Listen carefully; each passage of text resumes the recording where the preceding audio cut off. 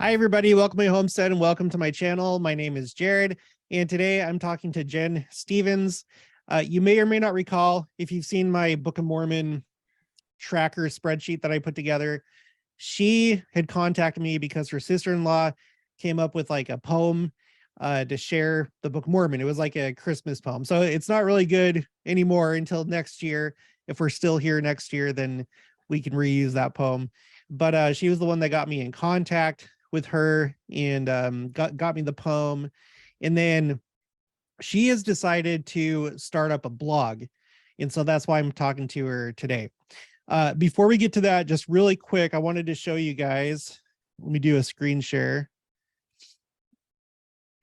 In case you're new to the channel, we're doing this thing together as a channel where we're sharing the Book of Mormon.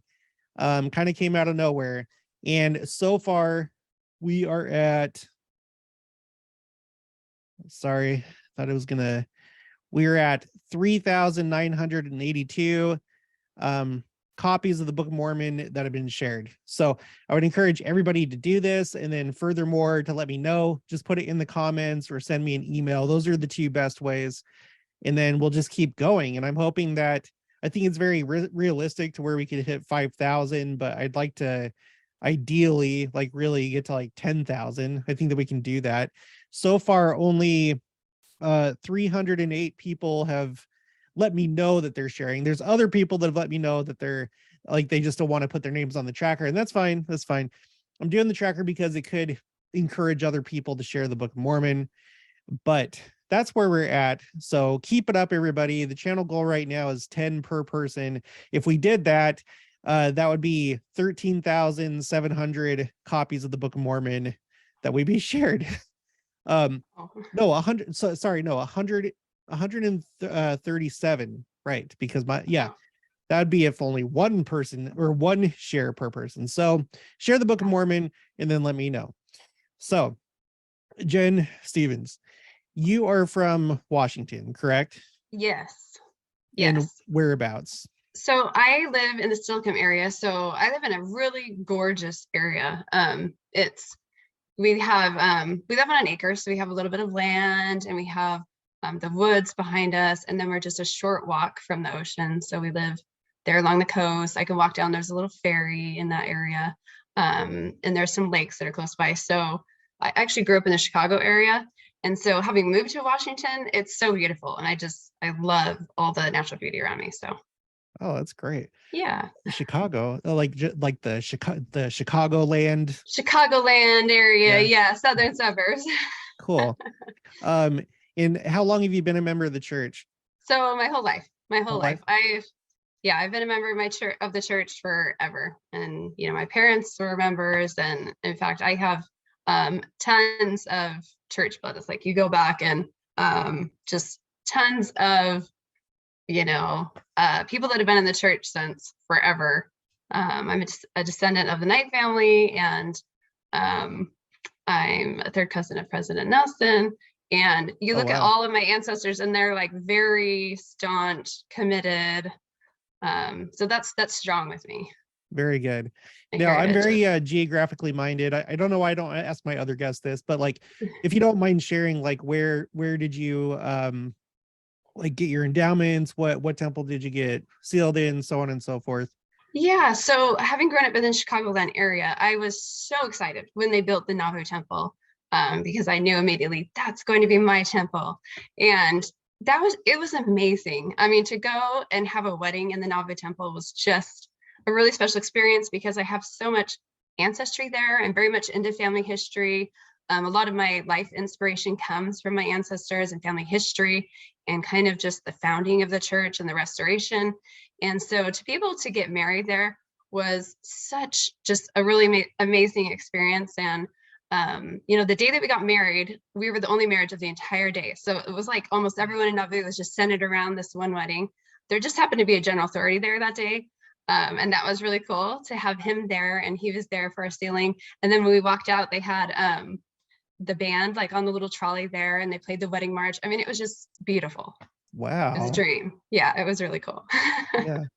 I would have liked to have gotten married and sealed there too. On my dad's side, That's where I have my pioneer heritage, and there's Yeah, a number of lines that go back to Nauvoo and stuff like that. So that's really special that you were able to do that. it really was. It really was. So And then what got you in Washington? Why are you there so now? my husband grew up in this area, and you know, it came time to just kind of decide where do we want to live. You know, my family's in Chicago, his family's here, but I knew my family wasn't really firmly rooted in Chicago because all of their family was from Utah and some in California, and so I knew that they had kind of come out to Chicago. They might not stay there forever. And when it came down to it, my husband, he graduated in dental school, so he had a practice. His dad's partner was selling a practice, and it was a really great opportunity. So we ended up having to kind of make that decision.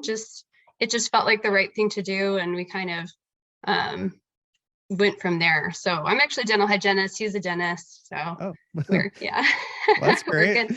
We're a little dental team. We had to kind of plan where we went to school and where we wanted to set up, because as a dentist, once you set up shop, you're kind of there forever. I mean, unless you really want to, you know, start from the ground up. So Yeah, that makes sense.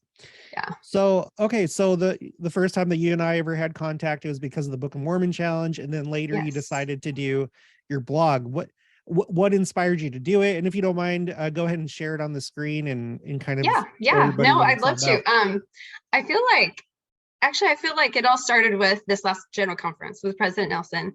And I actually feel like your channel has been like a huge help. It was really inspiring to me to just help me, like, you know, when I first listened to it, I knew it was good, but sometimes you have to really go back and think about it. And sometimes it takes someone else saying something in a certain light that makes the light bulb really go off, so that you feel really excited, like, wow, no, that was amazing how he called upon us to be the people of the second coming. Because I heard Yeah. that, but you think, yeah, you know, we're always trying to be ready for Christ again, right? You know, and so certain things that you said got me really excited about that.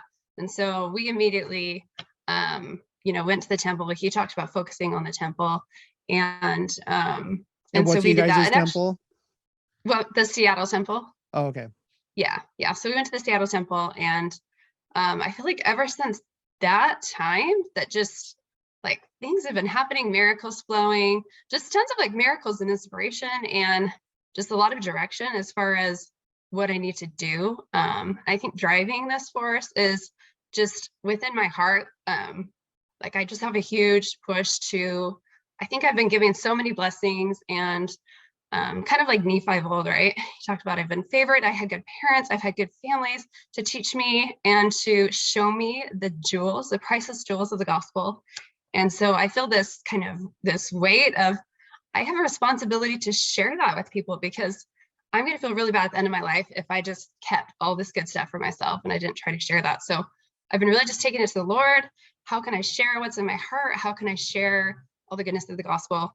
And it really, it's like the Lord, when I saw your you know, kind of flooding the earth with the Book of Mormon and the tracker, that just that really hit me. And it was just interesting because I mean, before that I had just this dream, and it was about, the first thing I had was just a dream about sharing this thought that I had about the city of Enoch, and also the rainbow and what the rainbow means and how it relates to our covenants. And anyways, and the dream was actually about, I was supposed to share it with my family. And I thought, well, that's kind of weird, but I'll just do it. And and then the next day I saw your post about, you know, flooding the Book of Mormon. And I thought, oh my gosh, this just ties into the whole, you know, flooding the earth with righteousness. And I had all these quotes that lined up perfectly. And so everything that you had said, I knew that the information that I had, that you'd get it. Like I'd send it to you and you'd be like, oh wow, this totally connects with like the inspiration that you had. And kind of building upon that, like this is the end goal, right? Like we're flooding the Book of Mormon so that we flood the earth with righteousness, so that the city of Enoch can, you know, come down, and then Christ can come. And I guess one of my things that I feel really passionate about is kind of beginning with the end in mind, right? So all these like wonderful promises and glories, you know, when it comes to the second coming, it's a really exciting time. I've always felt like I'm going to see these times. Like I've known that for maybe the past 8 years. I've just felt like just had various promptings and things that were going to happen. And also I just felt like, you know what, it's so important for people to focus on the good things, because that is what gets us through the hard things, right? And that's true with everything in life. So you said like 8 years ago, so basically before 2020, because there a lot Oh of yeah. people kind of like woke up with 2020. Yes. Yeah. But for you were feeling it Yeah. before Really then. early to the point where at that point it was like taboo to talk about this. Like, I mean, if you talk about like things like anything bad happening, or that like it's getting close to the second coming, it was like, you're a real weirdo, you know, like Yeah. people didn't want to hear it at all. I think things have changed. 2020, we saw what kind of crazy things can happen. And I think it's kind of a taste of just how quickly things can change in the world. And we know that before Christ comes, there are going to be big changes, right? And so I just told my close family about it. The thing that I've always told my close friends and family are that, so 8 years ago, I just said, things are going to happen. Something big's going to happen in 2020. And then in 2024, 2025, that time frame, I've just always felt like those are the two, and that's just my own personal inspiration. So I've always been watching very closely prophets, the apostles, things that are happening in the world, looking for actual evidences to support that ever since. And they just keep coming. And I feel like, wow, things are actually, now I feel very like confirmed, like this is actually exactly shaping out. Like I was so excited when the prophet talked about 2020 being a hinge point, because what I was saying years before that was that 2020 is going to be a hinge point in the sense that things will get really, it's going to be like opening the Bible, like we're opening the scriptures to our times. There are going to be polarized things happening, trials, things that are difficult, but also blessings. And I think that as things, heat up in the world and things are getting harder and harder, at the same time, the Lord is going to pour out more and more blessings upon, his covenant people, those who are turning to Christ and those who are having faith. And that 2020 would be the beginning of that, where that things, just imagine like opening the book of the scriptures and all those wonderful things. I mean, because we know that, the prophets since the beginning of time have wanted to live in our days. And, why was that? We always we read about all of the, definitely there are sobering things that are in the scriptures, but also really, really wonderful things. So it's kind of like being on this today. So when you invited me to come on your channel, it was great and it was terrible because I thought, oh my gosh, I get to, like, who gets to actually be on their favorite YouTube channel? That was a miracle in of itself. I was really excited. Like that's great. That's amazing. But I'm not an online person. So me starting this blog was actually just completely following the spirit. Like just me being like, okay, if I have to, I'll be obedient. Like I want to share. But I've never posted a YouTube video in my life. I'm the type of person that doesn't comment. I don't like participate on the internet, and I do very little of it. Like I have a Facebook, I have a little bit of Instagram, but they're mostly dead. And I don't go on it a lot. So it really was like when I got the inspiration to start a blog, I thought, I have no idea how to do this. If I'm going to do it, like I want it to be nice and I need to have some direction. I have no clue how to do this. And so I feel like the Lord has just, because I was willing to just take the first step and say, I'll do it, but you have to help me, and I feel like the Lord has really poured out his blessings. And so here we are. Today is actually exactly 1 month from my first post. So for me, like dates and timing and like having things in sync, that's kind of like a special thing that I have with the Lord, that he confirms and witnesses to me that I'm on the right path and to like keep going. So Yeah. It's so great. Like it's really good that you're doing it. I had some thoughts earlier when we were talking about like sharing, because like if we could like see all the numbers, everyone knows I'm a big number person. yeah, Like I don't want to, like after this life, have the Lord talk to the church and be like, look, if everyone had been sharing as much as they could, right, we actually could have had, this number of baptisms, but yeah, this number of people didn't have that chance in life. They got it in the spirit world, but I really would have preferred that they had it in life. And, you guys dropped the ball. Like a lot of you did really yeah, good. Some of you could have done better. And yeah, so I just personally, I don't want to like have any of that, so yeah, I've always looked for opportunities, and like now doing this Book of Mormon challenge on the channel, probably the most amazing thing that's happened in my life. And I hope that Yeah. we all Yeah.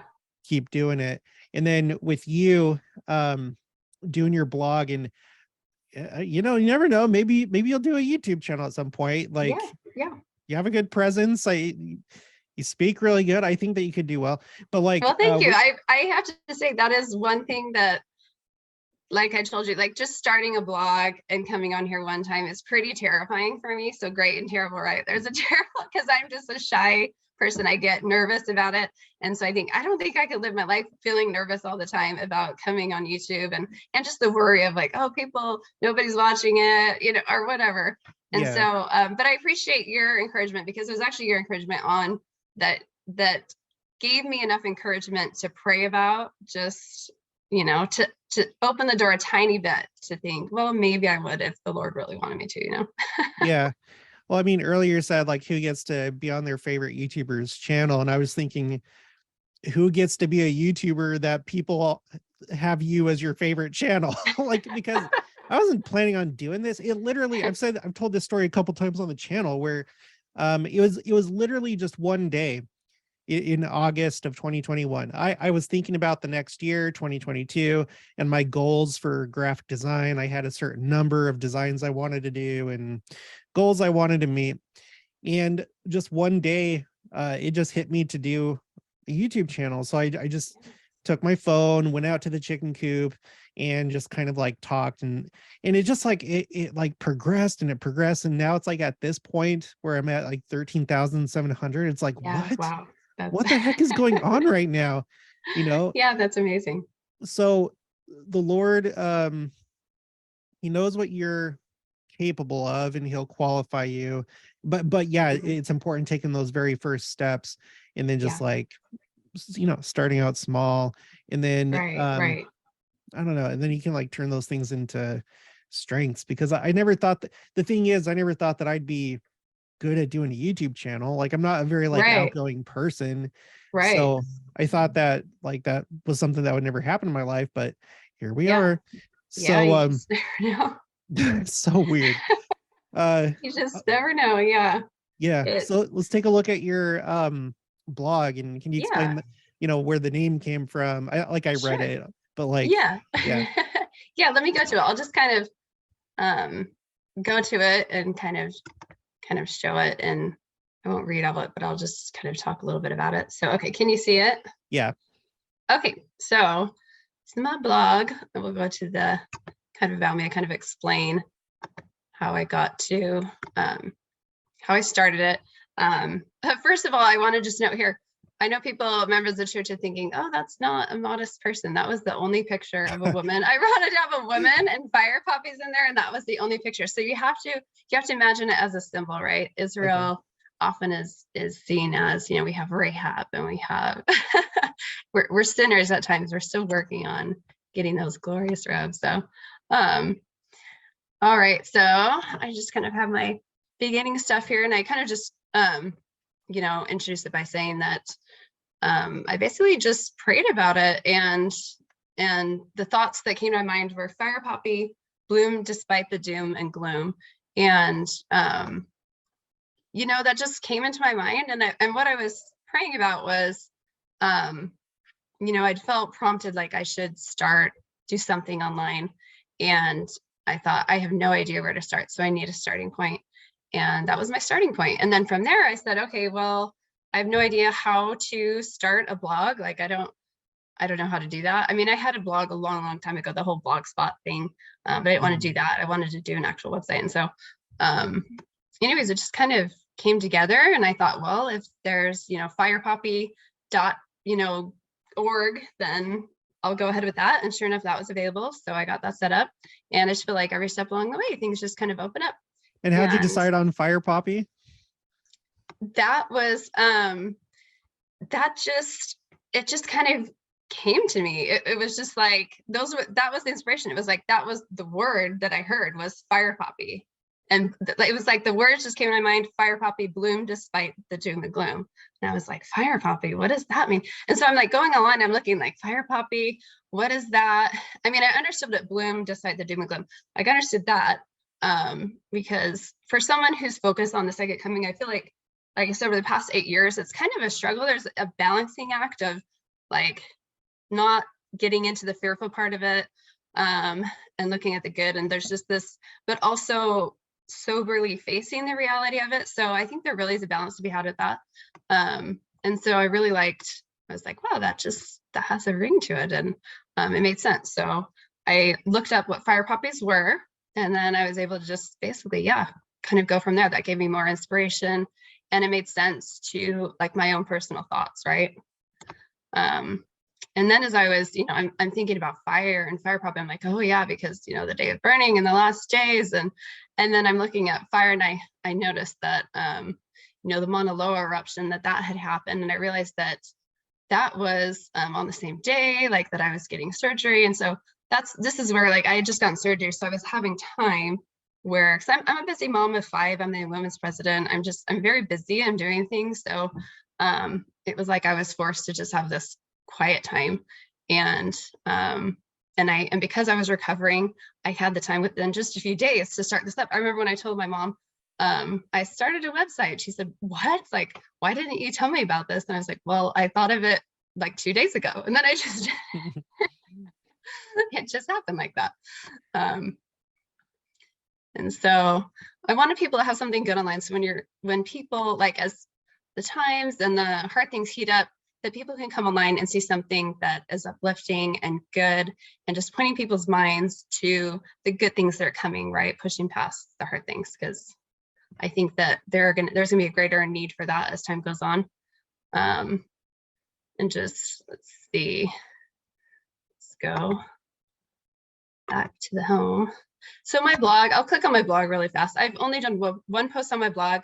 What I actually have in mind that I think I want to do in the future is actually, at first I was thinking it was going to be a blog just about our family life. I might do some of that, but I actually think I want to do temporal preparedness stuff. Like, I have a lot of ideas about ways to just be prepared and things that you can do. And so I think over time I want to do some of that as well. Since you guys have an acre, I mean, I guess you don't need an acre to do this, but do you have like a garden or anything like that? Yes, so we have a garden. So those are some of the things that I want to post about, is my journey with gardening. We actually have an orchard. We planted a bunch of fruit trees. We planted a bunch of raspberry bushes and blueberry bushes. The goal is I want to plant just, a big food forest. That would be the ideal goal. Yeah. Just have all kinds of like orchards and berries. And I want to learn to grow, a lot of different things. And we had the woods back there, and a short walk down too. So it's a really beautiful place. But yeah, so this is one of the reasons why I wanted to move here, was just to have that land and have that experience. So I really love the idea of the homesteading and all that. I would love to get chickens this spring, maybe some rabbits.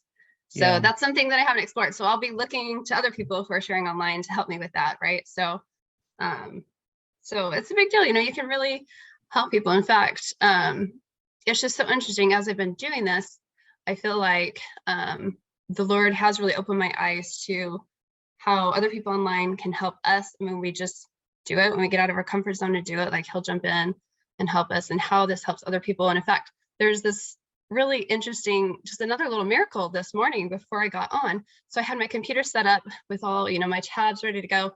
And this morning, as I'm checking it to make sure everything's, good to go before we sign on, I had something open on my Facebook page, but it had changed. So it was really weird.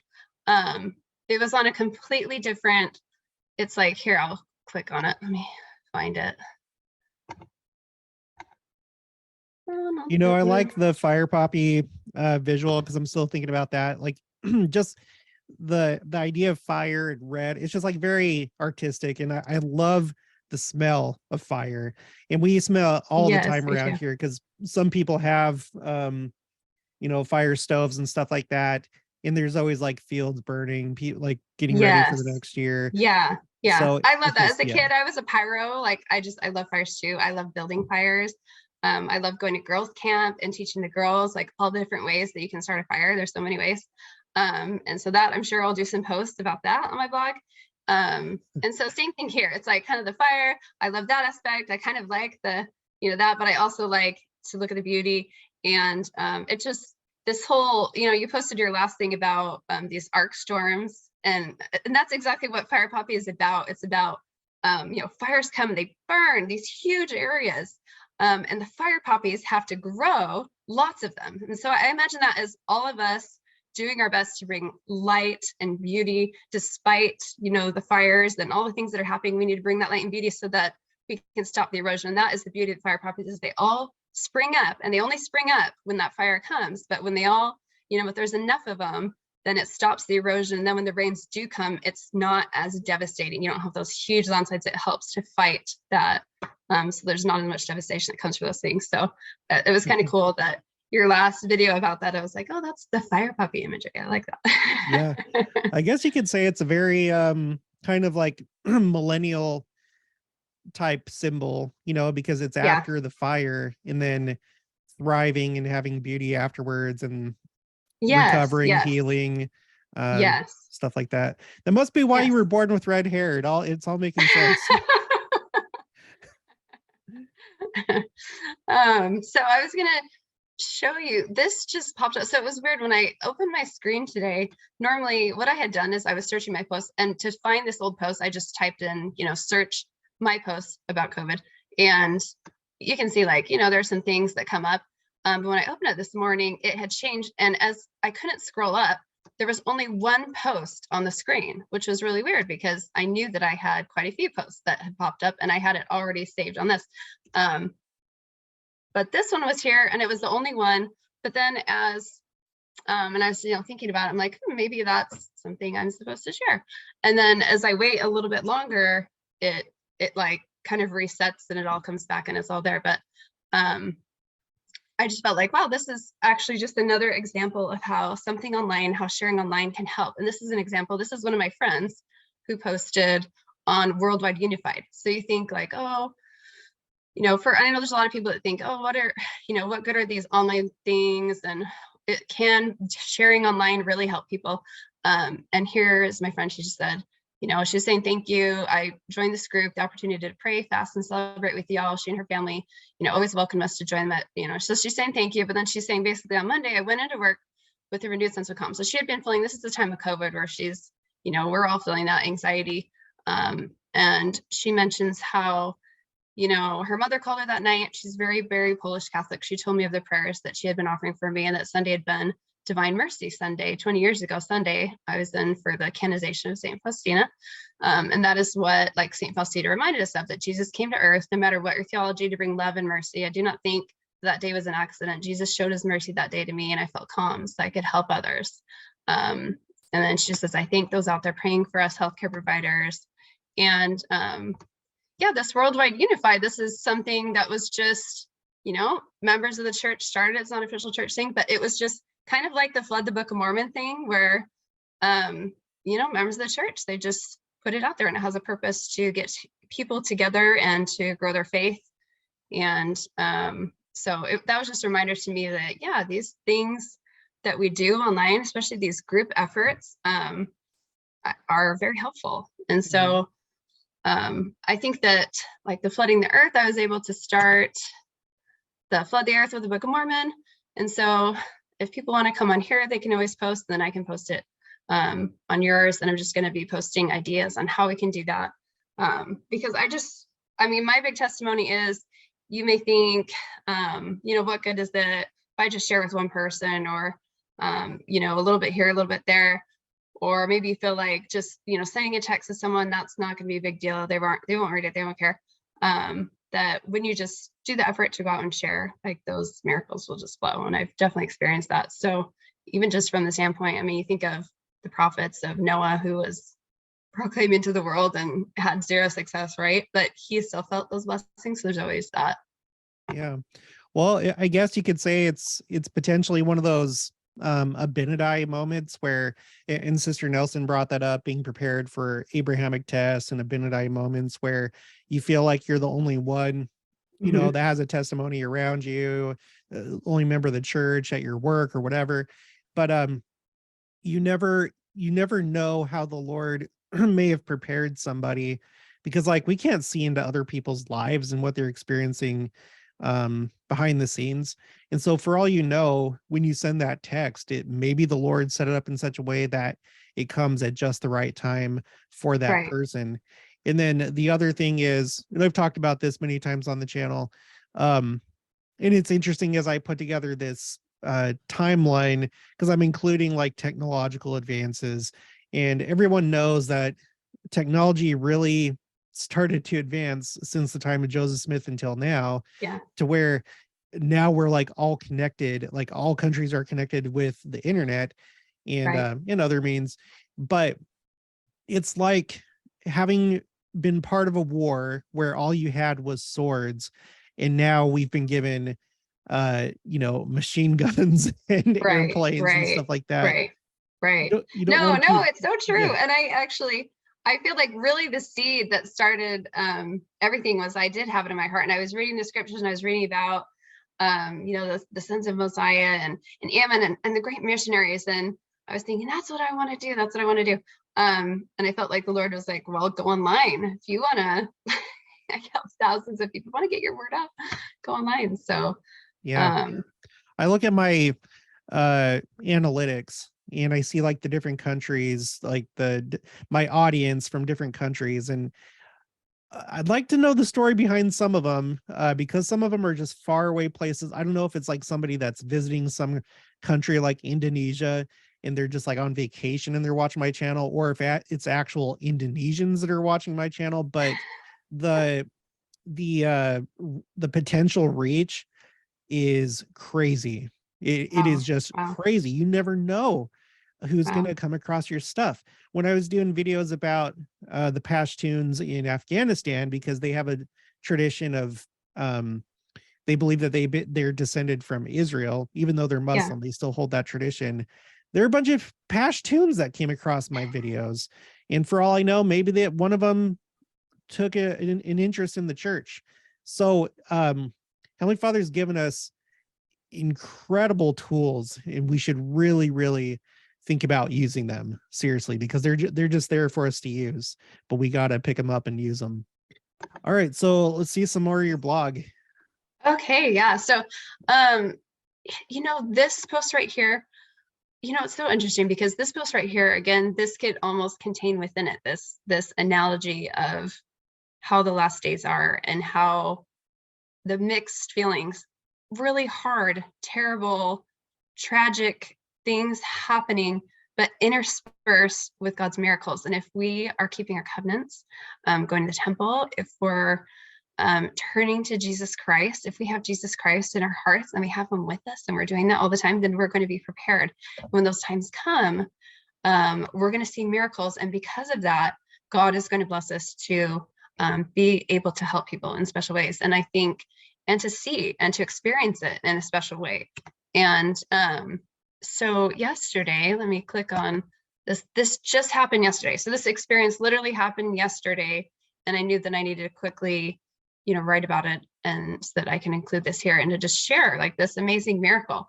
I feel like it's actually pretty interesting how, on your last two shares, you had, a night descendant, and she was talking about miracles. And I feel like that's my thing. And I, clicked on her, and I've listened to some of her stuff, and I feel kind of a kinship there. And so I wanted to, that's kind of what I'm doing too, is just sharing all these miracles that are flowing from the gospel. And so I was driving on the road. I was going to pick up my son from preschool, very common activity. And as I'm driving there on the side of the road, I see this memorial site, and I see all these flowers and all these things. And I see some teenagers standing there crying. And it was really terrible. So I had heard it mentioned briefly on Sunday at Word Council that there was a teenager who had gotten into a car accident and had passed away. And that was, it was this young man, Reese Woodman. And he sounds like he was just an amazing man. Like everybody loved him. His dad is the coach of the baseball team at the high school, and just really a beloved person. And I didn't know this at the time. I had just heard, oh, someone at Silicon got into a car accident. That's all I knew.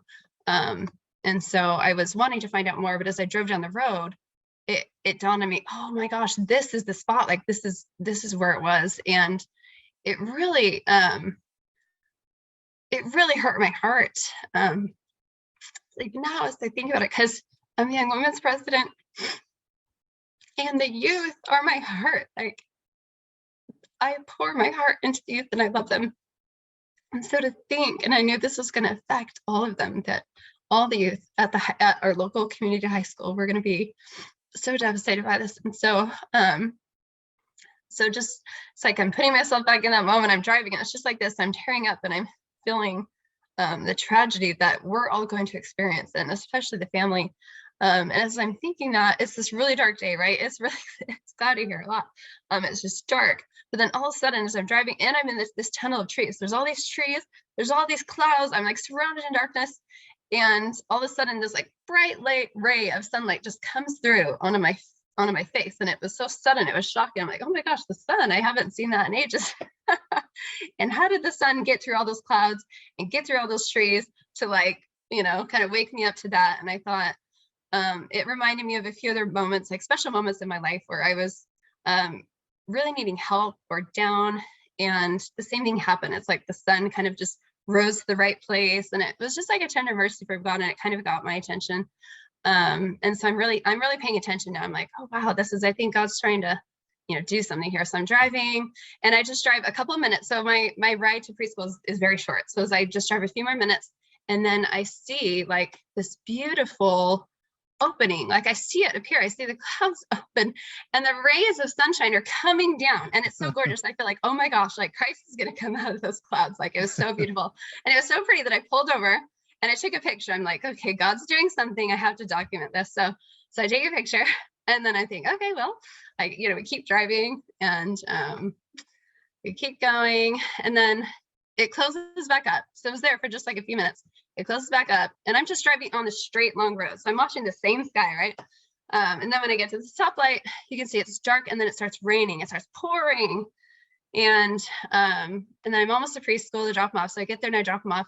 And as I'm thinking about that, the sun and this like second coming imagery, I think to myself, how amazing would it be if, as I'm driving back, if a rainbow appeared right over that spot where his memorial was? Like, that would just totally confirm it in my books that this was this message from God of love, not just to me, but perhaps something that I could share with the family.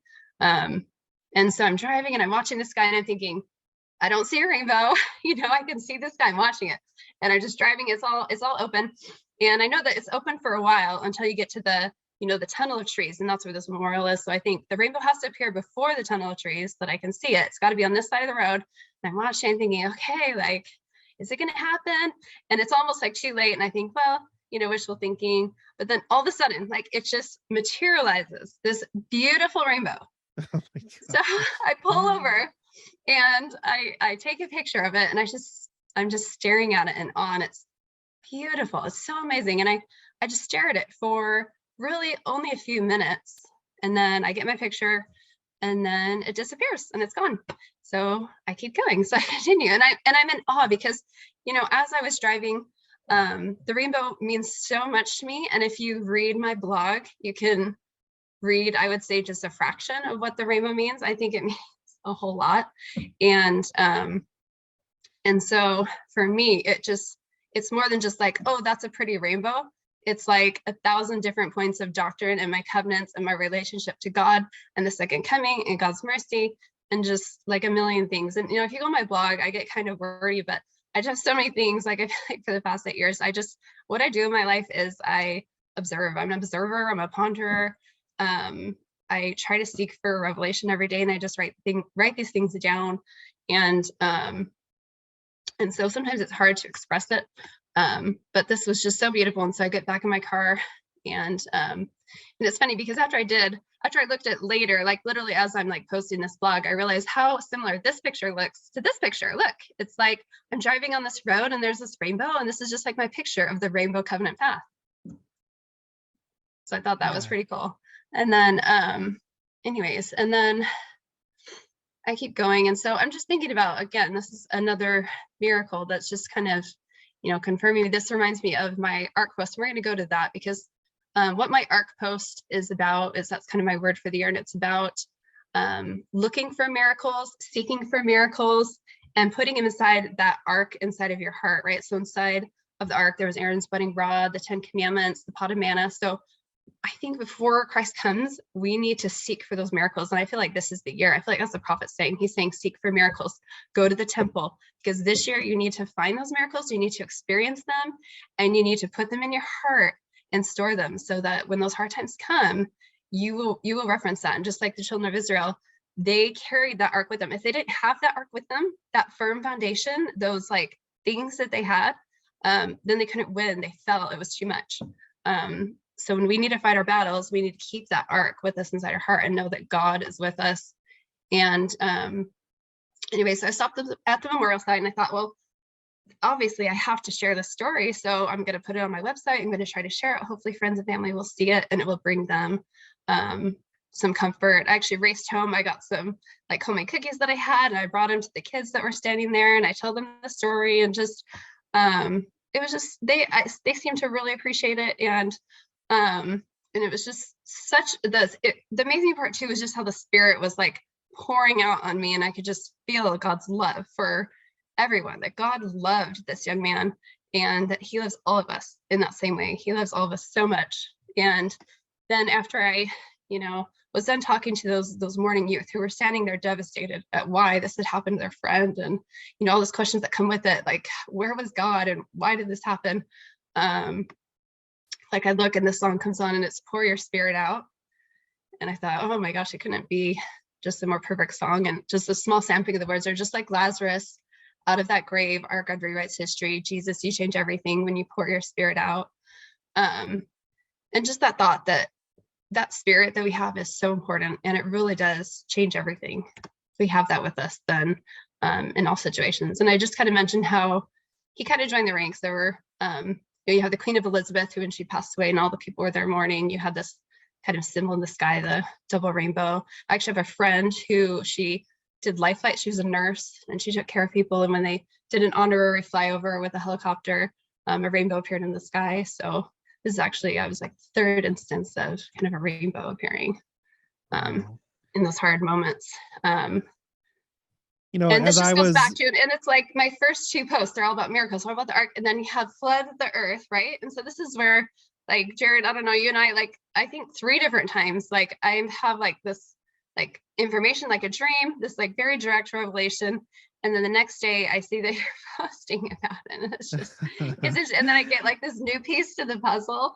And like, we were talking about that. And then the next day you had posted about, what Bruce R. McConkie has said about like the rainbows and the seasons. And anyways, it's just wild because it's like, I'm already starting my posts like about these topics and then you're posting and it's giving me extra information. And so that's what I think God's trying to show me, like, this is the power of online because, if we're building Zion and we're trying to do this together, like we need to unify and we need to help each other. So whatever it is that we're doing, find somebody that's like-minded, that's interested in what you're doing and help each other out. And like, you can build off of each other and also like get excitement because maybe other people that you're around aren't excited about the same things that you are or don't see things the same way. So find people that are kind of trying to do what you're trying to do and have your, and try to like, keep that spiritual momentum going. So yeah, because none of us can do everything by ourselves. There's nothing in this world, even not even just the church, but like none of us like have the know-how, for example, to build a house all by ourselves. None of us could like put in the electric and the HVAC and the everything, like things are specialized, knowledge is kind of dispersed, and like we all have to work together to make things happen, and that includes in the gospel. And I have to tell you, nobody knows that principle more than me because during 2020, so right before 2020 hit, we started building a house. So we were doing just all of the land and the utilities. It was such a big job. And every day I was so grateful for the people that had the skills to help us do that. And it was such an interesting time too, because at this point you had the prophet and apostles who were talking about like building your foundations and we have the Salt Lake Temple and it's all about kind of like going back, looking at your foundations. And it was really cool because we were laying the foundations of our new house and it was like this real life experience. And I feel like that's what I love about the gospel. And that's something that I always seek and I pray for is that I want to have, when we read the stories in the scriptures and we read the stories of the restoration, it's not just this happened to them, they were special. It's like do we want to be a part of that story? Because if we're living in the last days, this is when all of them wanted to live. So we have that opportunity. I think we have that agency to just ask God to help us be a part of that story, and he can step in and make that happen and give us those experiences. Yeah, in just really quick, that's what President Henry B. Eyring said at the devotional at BYU Hawaii, because like he was addressing questions from students about what advice would he give them for after they're done with college once they graduate, and he related it to what they should do. Like they should consult with the Lord in what he would have them do now that they have this degree and they have these new skills. Pray to the Lord, because he said that as well as I know the Lord and what he's trying to do. I'm like paraphrasing. He's trying to get everyone ready for the second coming. And if you'll pray and consult with your patriarchal blessing, there's things that he does want you to do, and you can play a big part. So there's a part for you essentially in this play. You have a part, and if you look for it, you'll find it, and you'll be able to do it. Yes, that's exactly right. And I think that I'm going to talk about it in another post, but for me, kind of someone that embodies this, like a scripture hero of mine, like one of my favorite people, is the story of Mary of Bethany, and how she was a woman of spirit and understanding. And she had an understanding of what was going to happen with Christ. I mean, she was able to anoint his head and feet, and Christ, proclaimed that was to prepare him for the burial. So you have a woman that has this understanding and is acting in accordance to that understanding. And but how, I'm sure, scary for her to take that, that expensive gift into. Anyway, so we'll get to that in a minute, because I have a little post about that. But yes, I think looking to the scriptures to help us overcome those barriers, if we're just thinking, oh, I'm just going to do my comfortable thing, that if you step outside of that comfort zone, then you kind of feel that gap, you feel that anxiety, you feel that like fear. But just like, I guess, the second coming, the more opposition, maybe the more fearful or the harder it is for you, then God will step in and fill that, if that's what it is that you're supposed to be doing. But I think it's important to also know to push through it and to be patient, and that just because you feel fearful doesn't mean that it's not the right thing. So let me go really quick to, so I have a post here. It's about the mysteries and the miracles of the ark. And this is kind of cool. So looking back, like I feel like it's so cool when you have the Lord in your life, you can look back and say, oh my gosh, like I had no idea that this would be this perfect, almost like symbol of what the new year would be, right? So we were celebrating with our family. We decided to celebrate with just, our family and our kids. And at the end of the night, we were just all getting kind of tired. We put the little kids to bed, and my husband said, let's watch what is it? The Ark, the Ark show, what did I say? The Indiana Jones. Thank you. Sorry, having a brain freeze. Indiana Jones. He was like, let's watch Indiana Jones. And because our kids love that, and every time we go on the Disneyland ride, we're like, oh my gosh, we need to watch it. For some reason, we never think to watch that movie. So we're like, okay, we gotta watch this movie. And so we finished watching that, and it was really late at night. I'm about to go to sleep, and I remember, every year I like to think of one word for the year. And so I'm like, well, maybe the answer will come to me in the morning when I wake up, or, maybe right now. And so I said a quick prayer. I was going to go to sleep. Then I thought, well, I better just open the scriptures for 1 second in case God has an answer ready, right? If you're asking, you start a conversation with God, you better give him a chance to answer. And yeah, boy, did he, because I opened up my phone, and it was like a YouTube video just started playing. It was not a YouTube person that I generally listen to, and I hadn't even pressed play or anything like that. And I thought, well, that was really weird, but maybe there's a purpose. So I listened to it for a little bit, and he's talking about Indiana Jones. He's talking about relating the Ark of the Covenant, and how, there's some things on there, but like that are true and not true, but how we can use these things to have conversations with our children, and how, you look at the restoration, you look at the scriptures, and you have things like the Liahona, and you have just the miracles that are inside the Ark of the Covenant. And we need to teach our children about these things and not shy away from the miracles of the gospel. And so anyway, so I was like, wow, okay, that was definitely a message that I needed to hear after just showing my kids that movie. And that just came to me that ARC was going to be the word for the year. And so I found that what was the word of the year for last year, if you don't mind me asking? So last year was mindfulness, and oh my gosh, I learned more than my fair share of things about mindfulness. I would say one of the best things that I learned about mindfulness was actually taking care of your mind, like being conscious and proactive about, I think your brain is a very powerful tool. And I think we talk about faith a lot in the church, but I think there are a lot of uncommon like tools and things that if we can like get out of the box, I think a lot of us just think, oh, faith means I'm just hoping really hard. If I just like hope harder, it's going to happen. And that's a part of it. But I think there are a lot of ways to fine tune our faith. And part of that has to do with the way that we use our brains and taking care of it and keeping out things that are distracting, things that are degrading. And there are also different tools for kind of just being mindful, calming our brain, getting those, like I actually did a lot of just kind of scientific research as well, looking at like getting into a place where your brain waves are kind of at an even level and you're therefore able to receive. You have to get your brain to a certain point so you can better receive revelation. And I feel like it has helped me immensely. I think it is part of, I think this past year of working on that has helped me this year to be receiving so much more help. It's really interesting that you would have mindfulness last year and then the ARC this year, because there's different schools of thought. I think in Judaism, where they compare the temple, like Solomon's temple and the second temple, to the human body.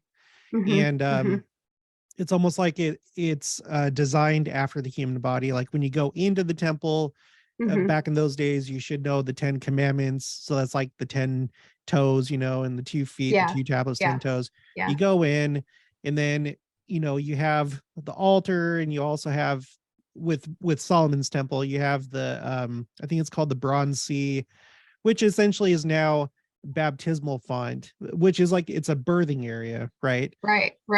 And then you go into the sanctuary and you have the showbread, you have the menorah, which is like, you could compare that to like a stomach and a heart, like the light of Christ is in your heart, the Holy Ghost is in your heart. And then the altar of incense, which is like praying.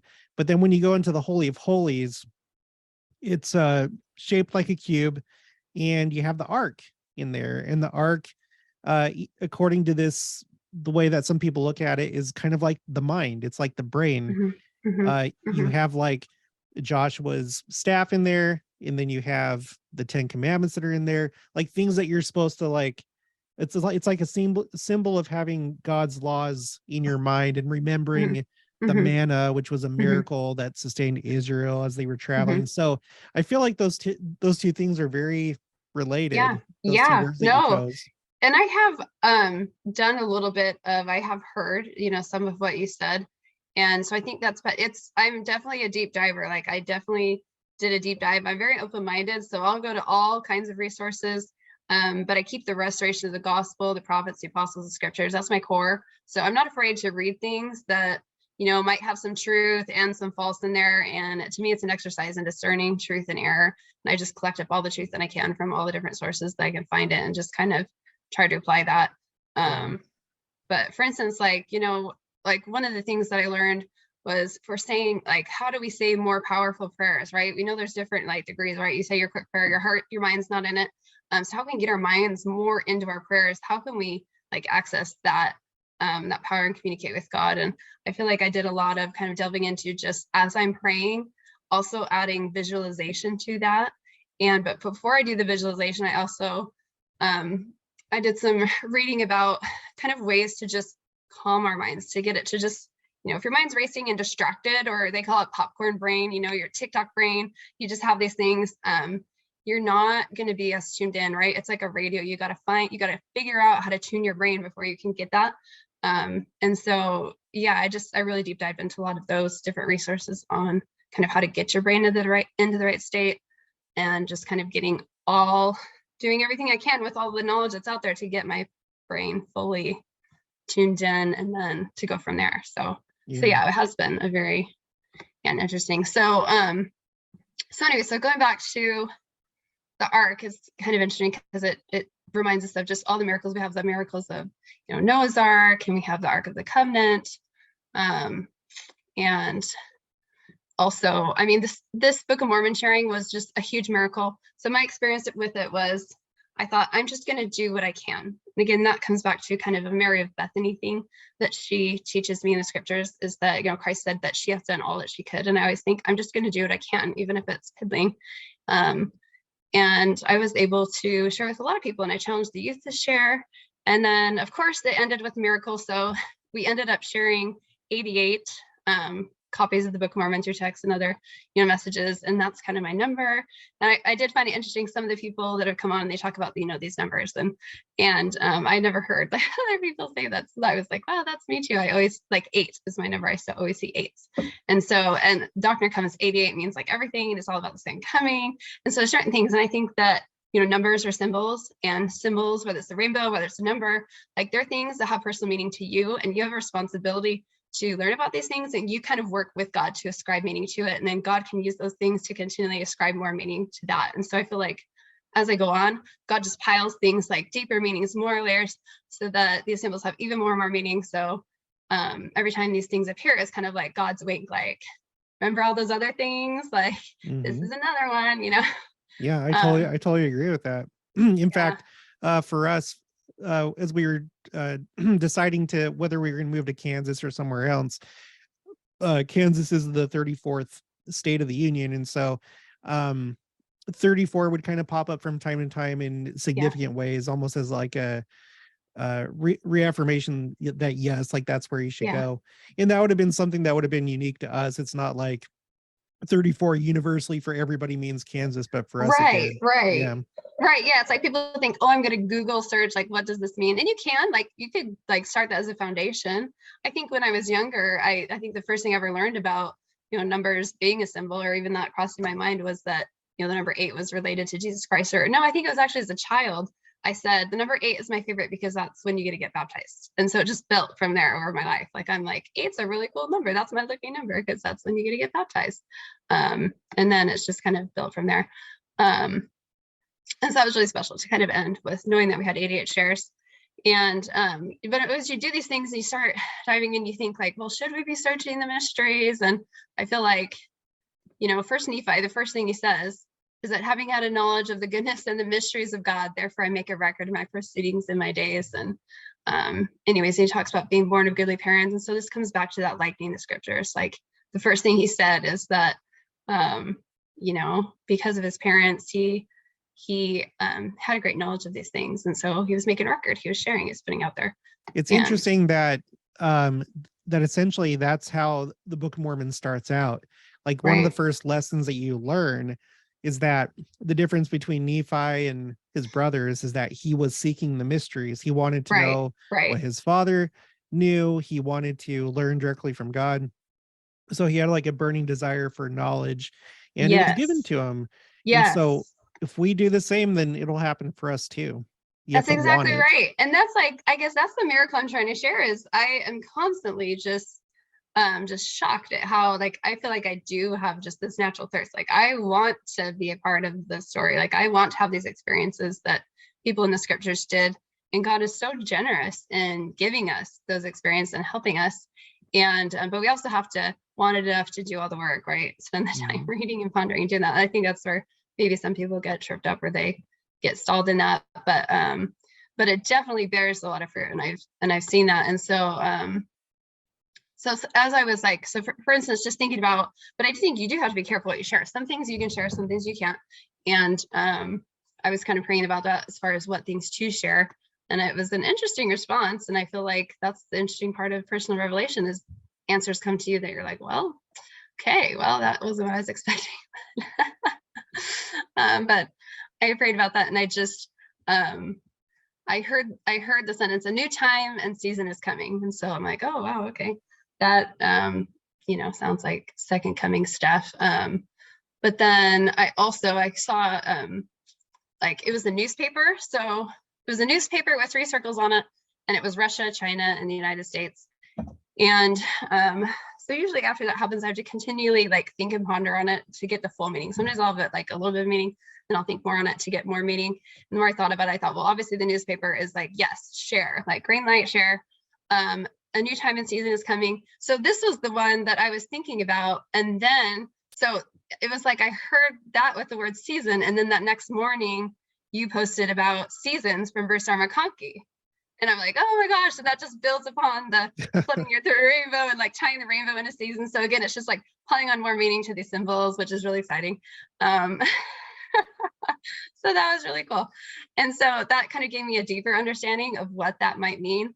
And so I go into on here, so you got to kind of dive in to read it. But another aspect of that, as I thought about it, was just that, you know, you have these 3 circles. And I think that it just really came to me that like the 3 circles of judgment, that you have things coming: climate crisis, conflict, contagion. You kind of think about like those 3 things. Just think about, there have been 2 world wars. There's probably, you know, eventually going to be the 3rd. Some people might say we're already in it, but kind of the final one. And 3 is kind of just that fullness, like indicating we're close to that end of the time. But it's interesting because he, like, you think about those things and it sounds, you know, worrisome. So sometimes I feel like inspiration will come to me and maybe my natural response is, oh my gosh, that's scary. Like, I don't want to think about that.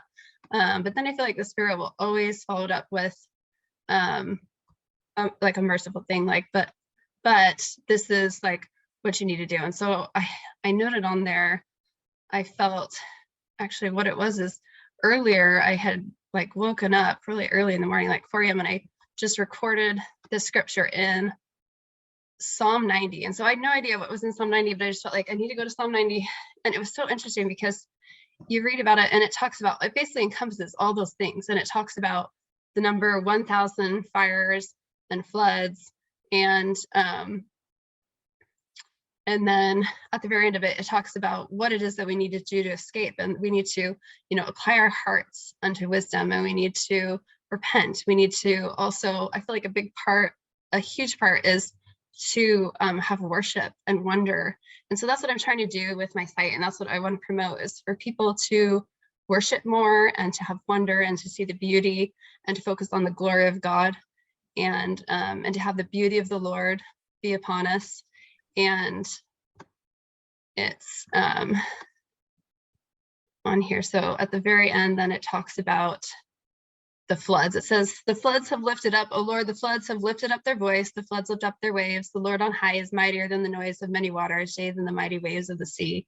And then thy testimonies are very sure. Holiness becometh thine house, O Lord, forever.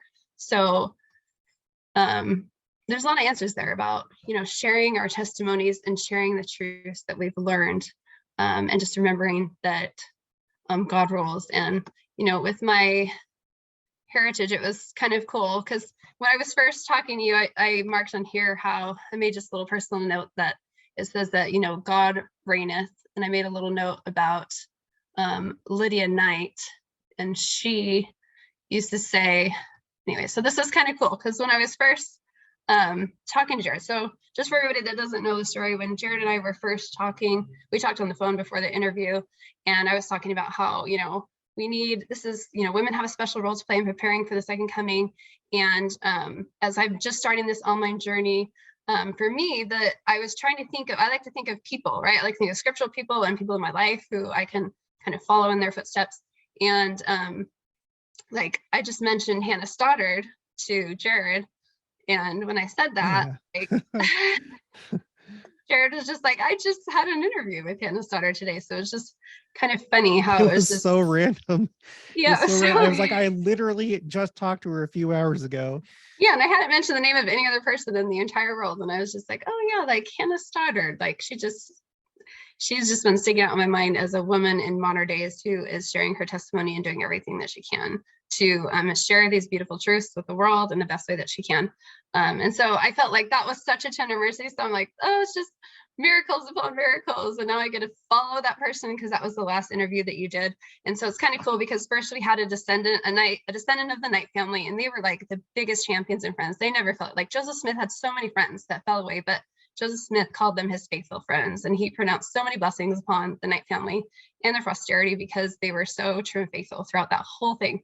And so you have a Knight, and she was talking about miracles and blessings, and then you have somebody who is talking directly about Joseph Smith, and she's all about like getting back to the basics and the power of the restoration of the gospel, and how we need to like really focus on the Book of Mormon and on the so many like amazing truths that Joseph Smith gave us, because when we do that, that is how we find those miracles. And so that was just a really cool thing. So I sent her a little message, and she just said, oh yeah, Lydia Knight, just explaining her, I'm like, told her that story, and she said, oh yeah, Lydia Knight's motto, God rules. And so I thought that was really cool, because that is something that I think about too. So again, it's just amazing how on the internet you can find people that have these experiences. So, and then anyways, then I posted here on at the very end, Jared, do your reference to the ARC, because I thought this was amazing, because Oh my gosh, you notice yeah. like the ARK and how the K, I mean, it's just funny how things in the world, like I'm like, okay, so I picked the word arc, and then the first thing that like crazy thing in the world that's happening, the world is calling them arc storms, and you go into all the details about like why they do that. But if you want to go into more, read the scripture, because the scripture that I talked about, I highlighted in the color. So here in blue is the floods, and the pink is kind of about the love and the mercy. And then if I like bold it, it's maybe some of the more judgment things. And then some of it too, I highlighted, noting that the number 1,000, like 1,000 years, which is a day. So kind of like tying that all in. And then it's so interesting how things like in my life happen, and then things in the world are happening. And anyway, so moving on from that, I want to just touch on really quickly, going to my other post. So before we move on, just really quick, because you're just talking about women, and we were talking about that. And yes, I do think that as we approach the millennium, and then who knows what'll happen in the millennium. right. Bruce R. McConkie talks about how most likely there's going to be doctrines that we have no knowledge of right now. We're going to be essentially advancing spiritually as a world and as a church. And I'd be interested to see what will happen specifically with women, because it seems like there's more and more focus being put on women. I don't think it'll ever get to the point where like women ever take the responsibilities of men, as far as like priesthood, but like as far as like there may be other things that we don't know about now, other roles, other things, abilities, responsibilities that they have that are going to be unveiled either before or in the millennium. I think that's definitely true. And I think so I feel like my my next post kind of goes into that a little bit more.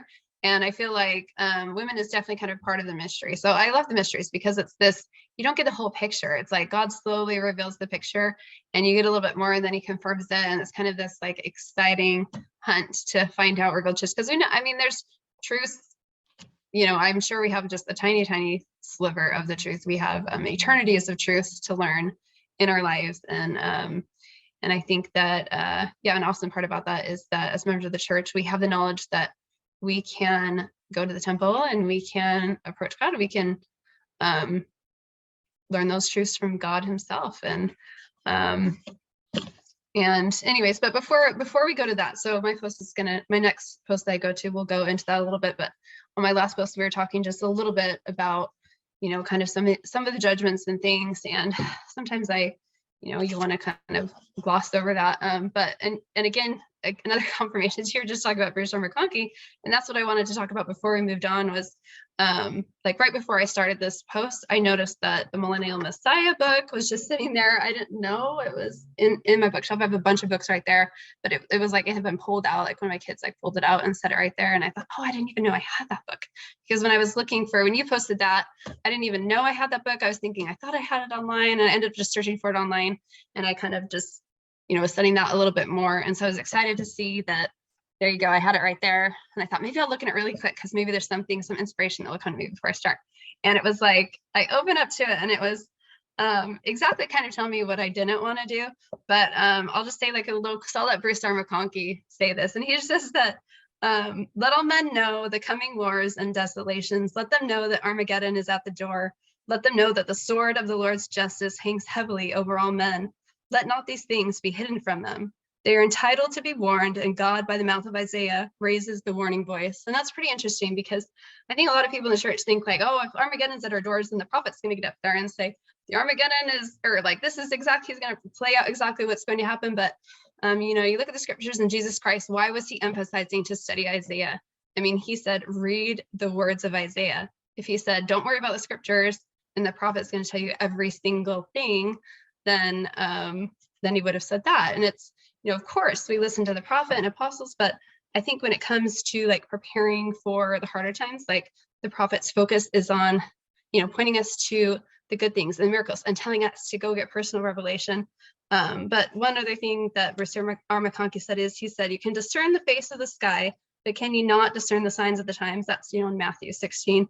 He says, the true signs of his divinity, were before them. Let them view the true signs of the times, not seek for something they had imagined in their hearts to be the case. So sometimes people think like, oh, this needs to happen, and I don't need to really be watching. But I think that's kind of what your channel is all about, is just keeping an open mind. And I think as you get closer and closer to the times and you're actually seeing the events that are happening, you get a better idea and you get more knowledge, you get more understanding, and you can feel like you're better prepared. And you feel like, okay, like I'm watching, I'm seeing these things coming.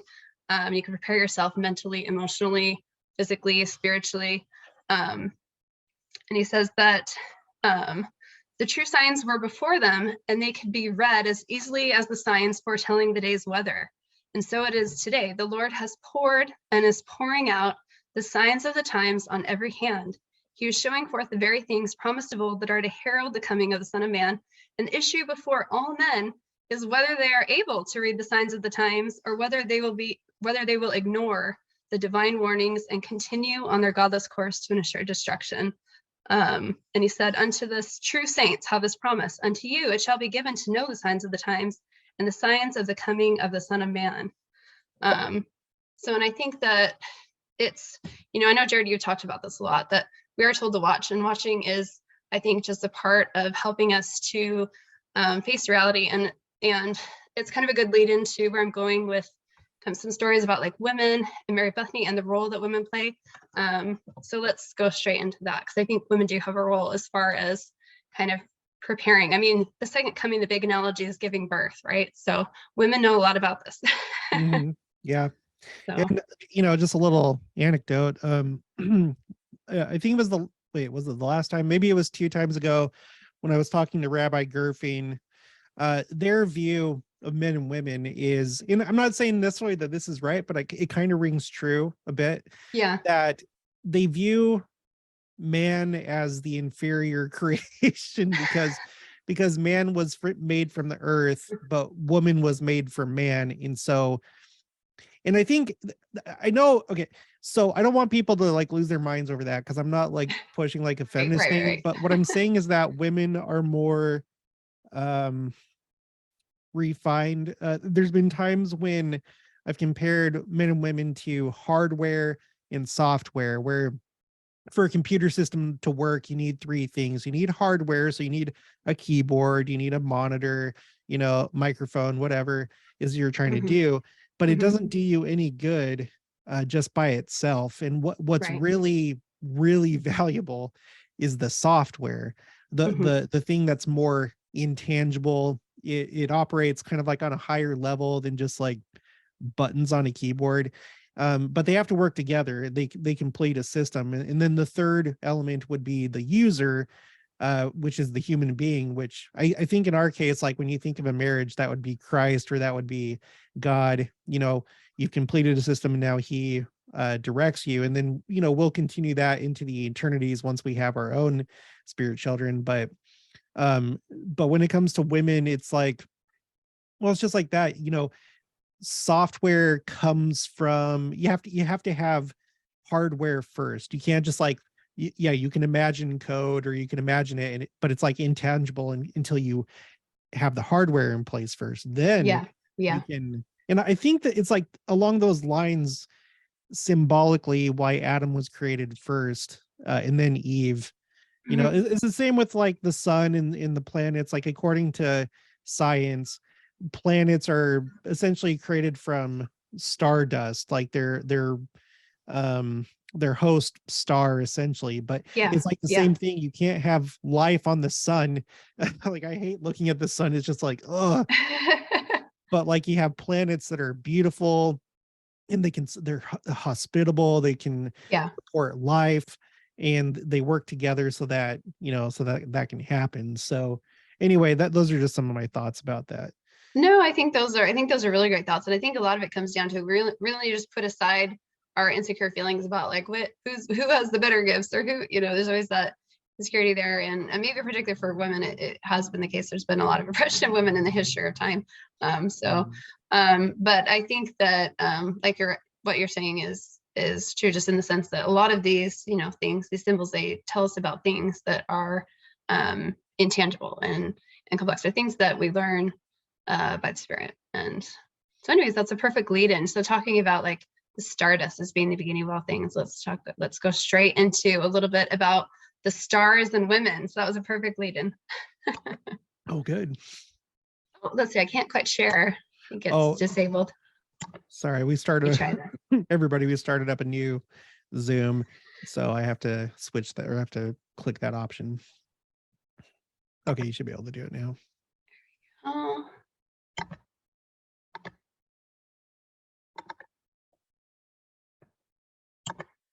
Okay, there we go.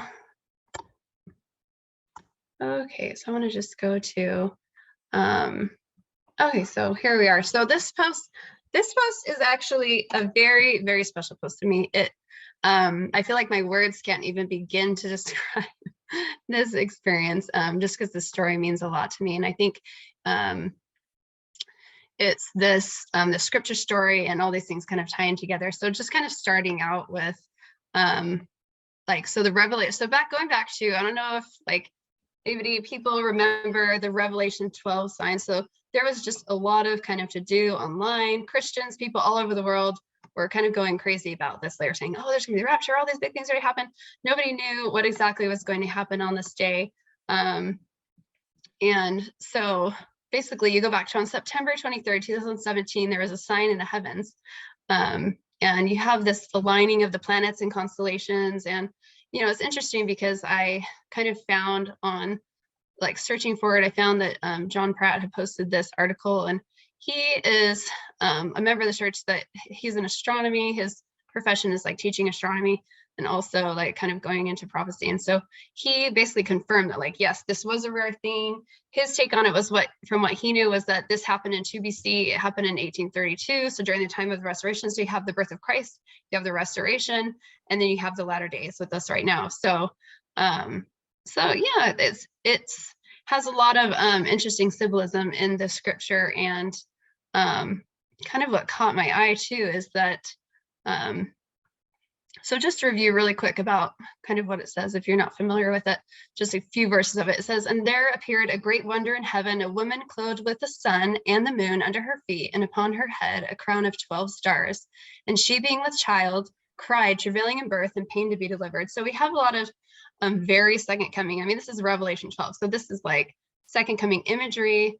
And we have, kind of things I'm interested in. Second coming, women, these kind of signs in the heaven, the stars. And so I thought it would be pretty interesting to learn an astronomer's take on this. And so just to kind of point out, he says the verse tells us that, a great wonder in heaven, that can be translated as sign.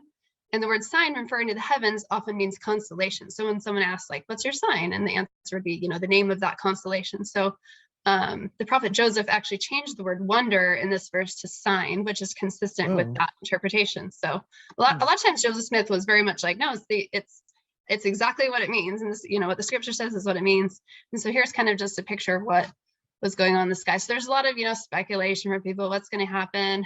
And, it's interesting because God does tell us to watch and to discern the signs of the times, and also that he does use timing, coincidences, even signs in the sky to confirm truths. And God said, let there be lights in the firmament of heavens to divide the day from the night, and let them be for signs and for seasons.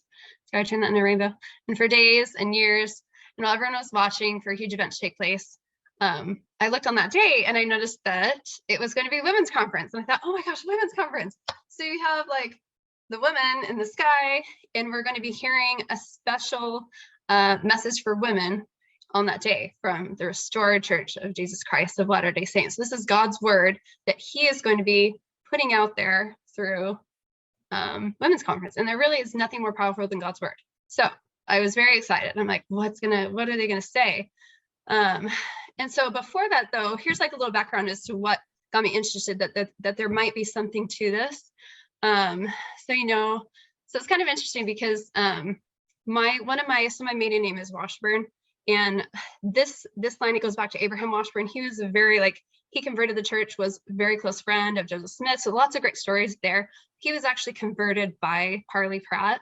So I feel like it's kind of interesting because God speaks to me through a lot of like timing and seasons, and I see things like that like have happened or that are going to happen, and it just kind of like all ties together. It's hard to explain, but it's just something that happens like over and over again. It's these things that have to do with timing. And I found that interesting that so John Pratt, who's a descendant of Parley Pratt, posted about one of the things that he also studies is these like 9 sacred calendars. So sacred calendars from cultures all over the world, and he kind of tries to see if sometimes they line up. But he pointed out that on this particular day, it was sacred on all 9 of the calendars. Like you can't get any more can't have any more evidence than that.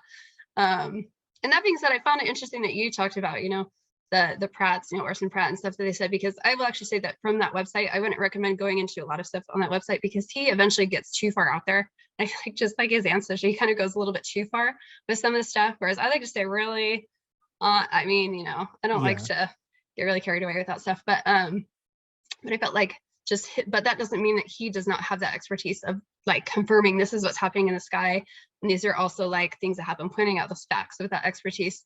And then I discovered that the first sunstone on the Nauvoo Temple was placed on September 23rd. So in 1844, on that same date, you have the sunstone that's being placed on the temple, and not just that, but there are sunstones, there are moonstones, and there are stars. And this is my temple that I was married in.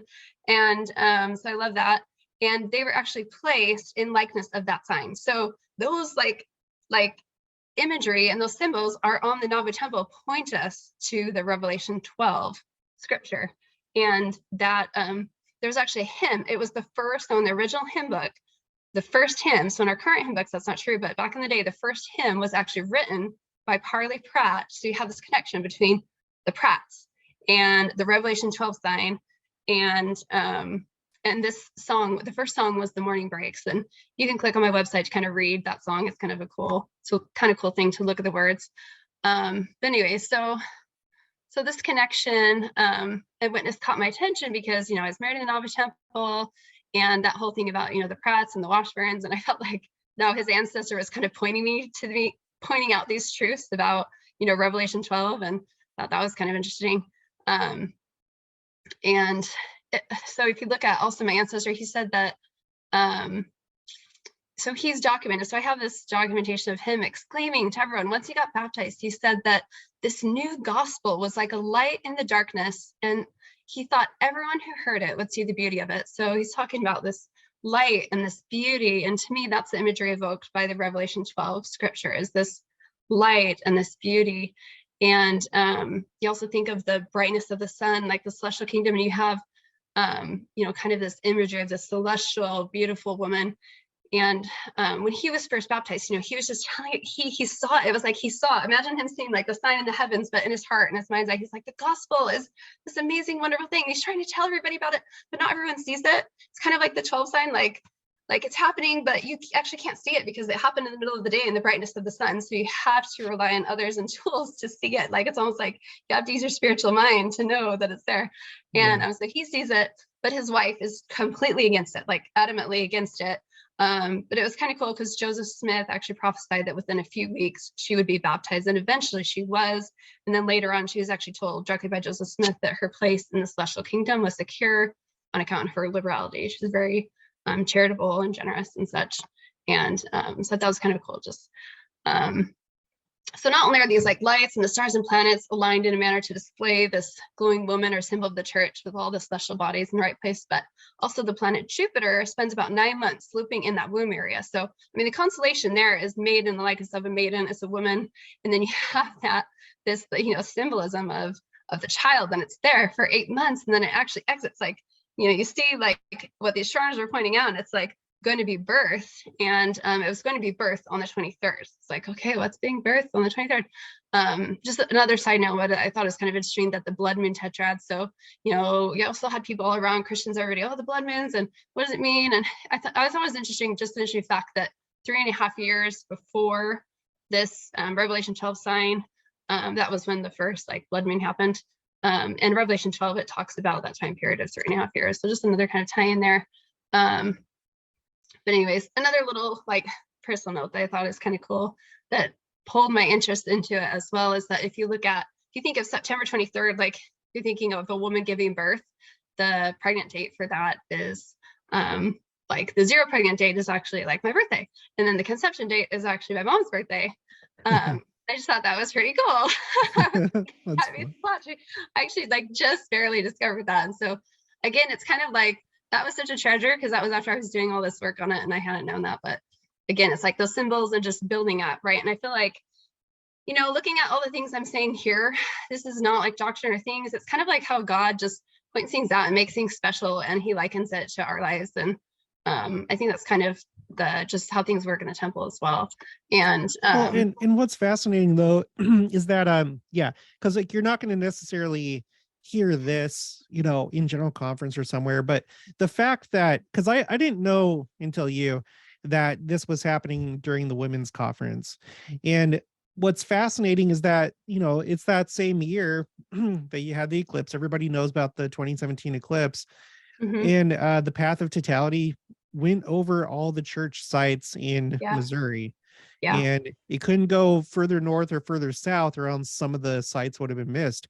So it was a very church specific sign. Yeah. And so is the one in 2024, because that one's going to go over, Palmyra in Kirtland, Ohio, like those like Eastern church sites. So yes, those two are very specific to the church. And then this one is too. So this is like one of those things that you have to kind of discern and be like, okay, how likely is it that these big signs are going to happen on specific things that are specific to the church? So anyway, I just wanted to say that I'm interested to see whatever was said in this conference. Yes, and I think that actually that's one of the things that I love reading in like about sacred calendars and all of that was it's very interesting to see. He does point out some very interesting things about how events of the restoration coincide with Hebrew holy days. So I love learning about the Hebrew holy days and how it ties in and all these like seeming coincidences, because there's just a never ending list of them. And it's pretty fascinating to actually just start learning about them. I'm going to have to put this on my timeline, and I'll give you credit in whatever column I do that in. But this is I find this pretty significant. Yes, I do too. I feel like this was huge. So this is like me sharing this is a big deal, because this means like I felt like this is such a special part about and just a lot of personal things that God has shared with me.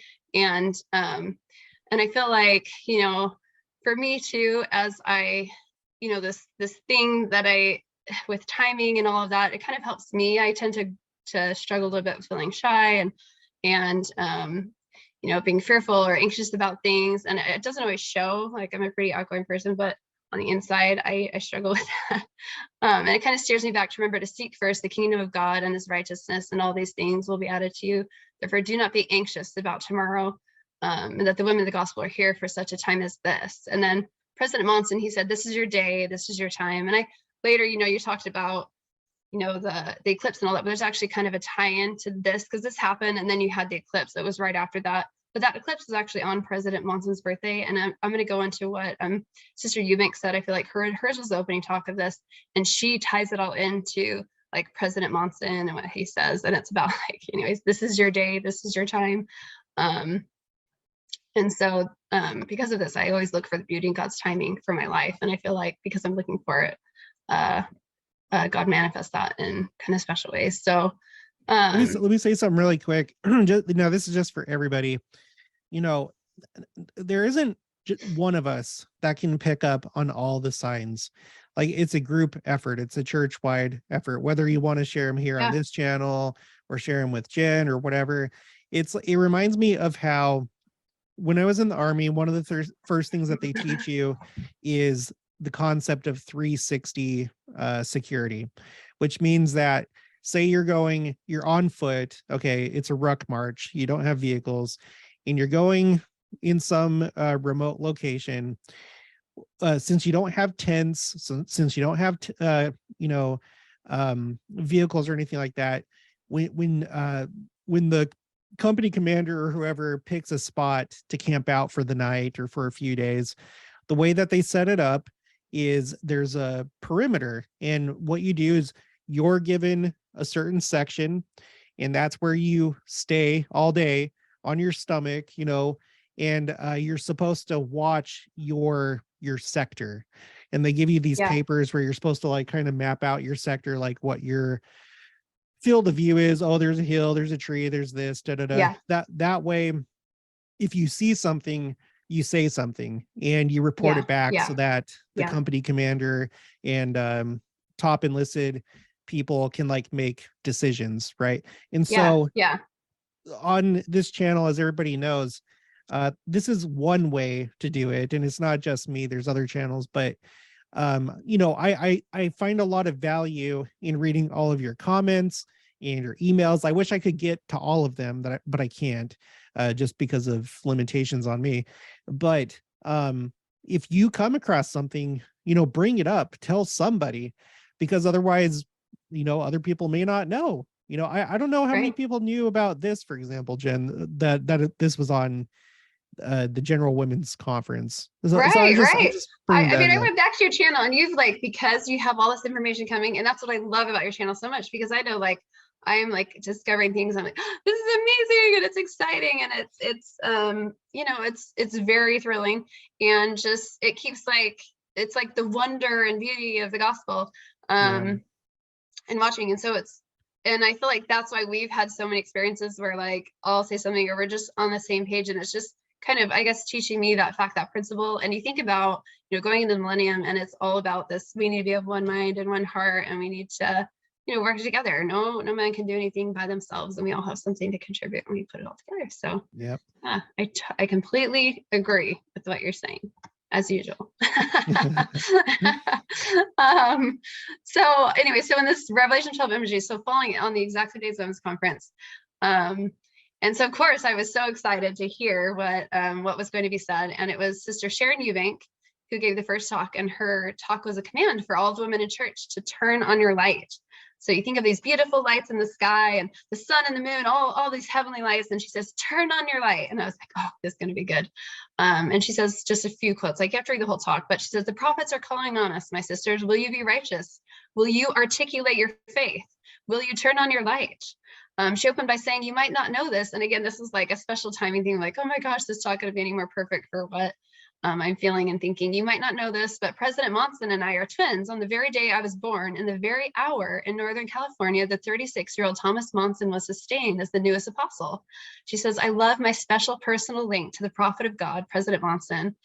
So we have a coincidence of dates, times, personal links, a synchronicity reminding me that women are here for such a time as this, to unify and connect hearts and love. And then her talk ends with another quote from President Monson, and she says, my dear sisters, this is your day. This is your time. And again, this time connecting back to what I've learned about the rainbows and the seasons, and how this connects about to the second coming. And so anyway, so Revelation 12 and the flood, then just really quick. So she kind of like then connects to President Monson, and keeping in mind that very soon after was that eclipse, and that was on President Monson's birthday. So he gave a very empowering talk for women exactly 15 years earlier, where he proclaims, ideals are like the stars. You will not succeed in touching them with your hands, but following them, you will reach your destination. Never have women had greater influence than in today's world. So it's like the software you're talking about, Jared. Too frequently, women underestimate their influence for good. Then he goes on to quote Doctrine and Covenants 88, which is my special one. I love that one. And then President Hinckley also, he quoted President Hinckley, who said, we live in a world of so much filth. It's everywhere. It's on the streets. It's on television. It's in books and magazines. It's like a great flood. And the serpent casts out his mouth, water as a flood after the woman that he might, and this is, Revelation 12, caused her to be carried away of the flood, ugly, dirty, and mean, engulfing the world. We have got to stand above it. The world is slipping in its moral standards, and that can only bring misery. The way to happiness lies in return to strong family life and the observance of moral standards. So we're talking about women and our roles in the family and standing strong and kind of raising the bar, raising ourselves above like what's going on in the world. And that is kind of a special thing. I think that women have gifts for doing that and for trying to kind of raise the bar in their lives. And so it's kind of interesting, they talk about this modern day flood, and in Revelation 12, it talks about this flood, and specifically it's coming after the woman. So remember that, the woman also represents the church, but it can specifically be actually special to women as well. Because you look at our world today, when in the world has it been a controversial and confusing question to say what's a woman? And so the question is, does Revelation 12 have a solution to this? This is a big world problem. So what can we as women do? What is the solution? And you look at it and it says that, for they have overcome him by the blood of the Lamb and by the word of their testimony. And the earth helped the woman, and the earth opened her mouth and swallowed up the flood with which the dragon cast out of his mouth. So it sounds like the members of the church are overcoming the world by the blood of the Lamb. So they're opening their mouths in power to share their testimonies of eternal truths regarding Jesus Christ. And what truths are they? Well, the earth itself opened its mouth when a buried book, the Book of Mormon, came out with the earth. And so to me, again, this is just like, I have felt the power of doing this plea from Elder Rosman. And this is why as a church, we need to get on there and feel the power of that to flood the earth with the truths of the Book of Mormon, so that we can then, how do we clean a filthy world? Well, we need to wash with baptism and burn by fire the spirit, the earth, clean of these filthy waters. And how better to do that than with the words of the Book of Mormon and having those fire truths of the gospel, the restored gospel, that gift that we've been given. We need to share that with others, because, I was writing this and my little daughter, Mary, she walked up to me. She said, "Mom, did you know that the kingdom of God is the whole world?" And I was like, "What? That just came out of nowhere. Like, we weren't talking about that at all." I was like, when your child says something so profound, and I'm like, wow, okay. I love that. Yeah. And this is from the mouth of a little girl. I'm like, "You're right, Mary." I'm like, these are world problems. And we as women, the prophet's like yelling at us, like, "Women, you have to lift your voice because you are part of helping to solve this problem." So we have the Revelation 12 solutions: overcome the world by the blood and power of Christ. 2, share your testimony of the wonders and marvels of God. So like me sharing online, that's what I'm trying to do, share the wonders and the marvels of God. And then also to flood the earth with the words of the Book of Mormon. And so doing that with you, I feel like, okay, this is why God is leading me here. And when we really do that, quick, it's interesting because again, up until now, I wasn't really aware of what was said during that conference.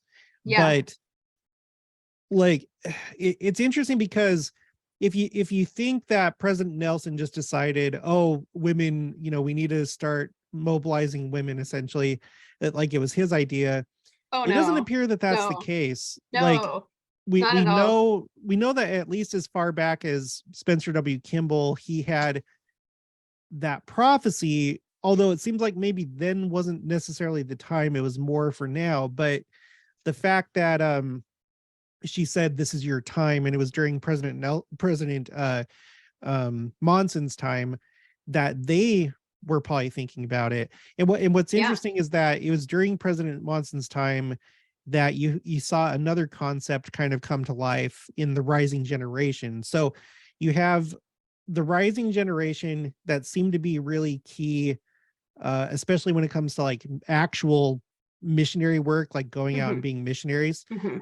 But then the women of the church attracting people to the church, Mm-hmm. as well as like President Eyring said in October 2020, Sisters of Zion creating the society, a Zion society that would Right. welcome Christ. So I feel like that if you just look at that, the messaging as far as the women of the church goes, we're clearly in a different phase, and they have a big role to play right now, Definitely. and specifically in connection with the second coming. Definitely. And you look back, Moses,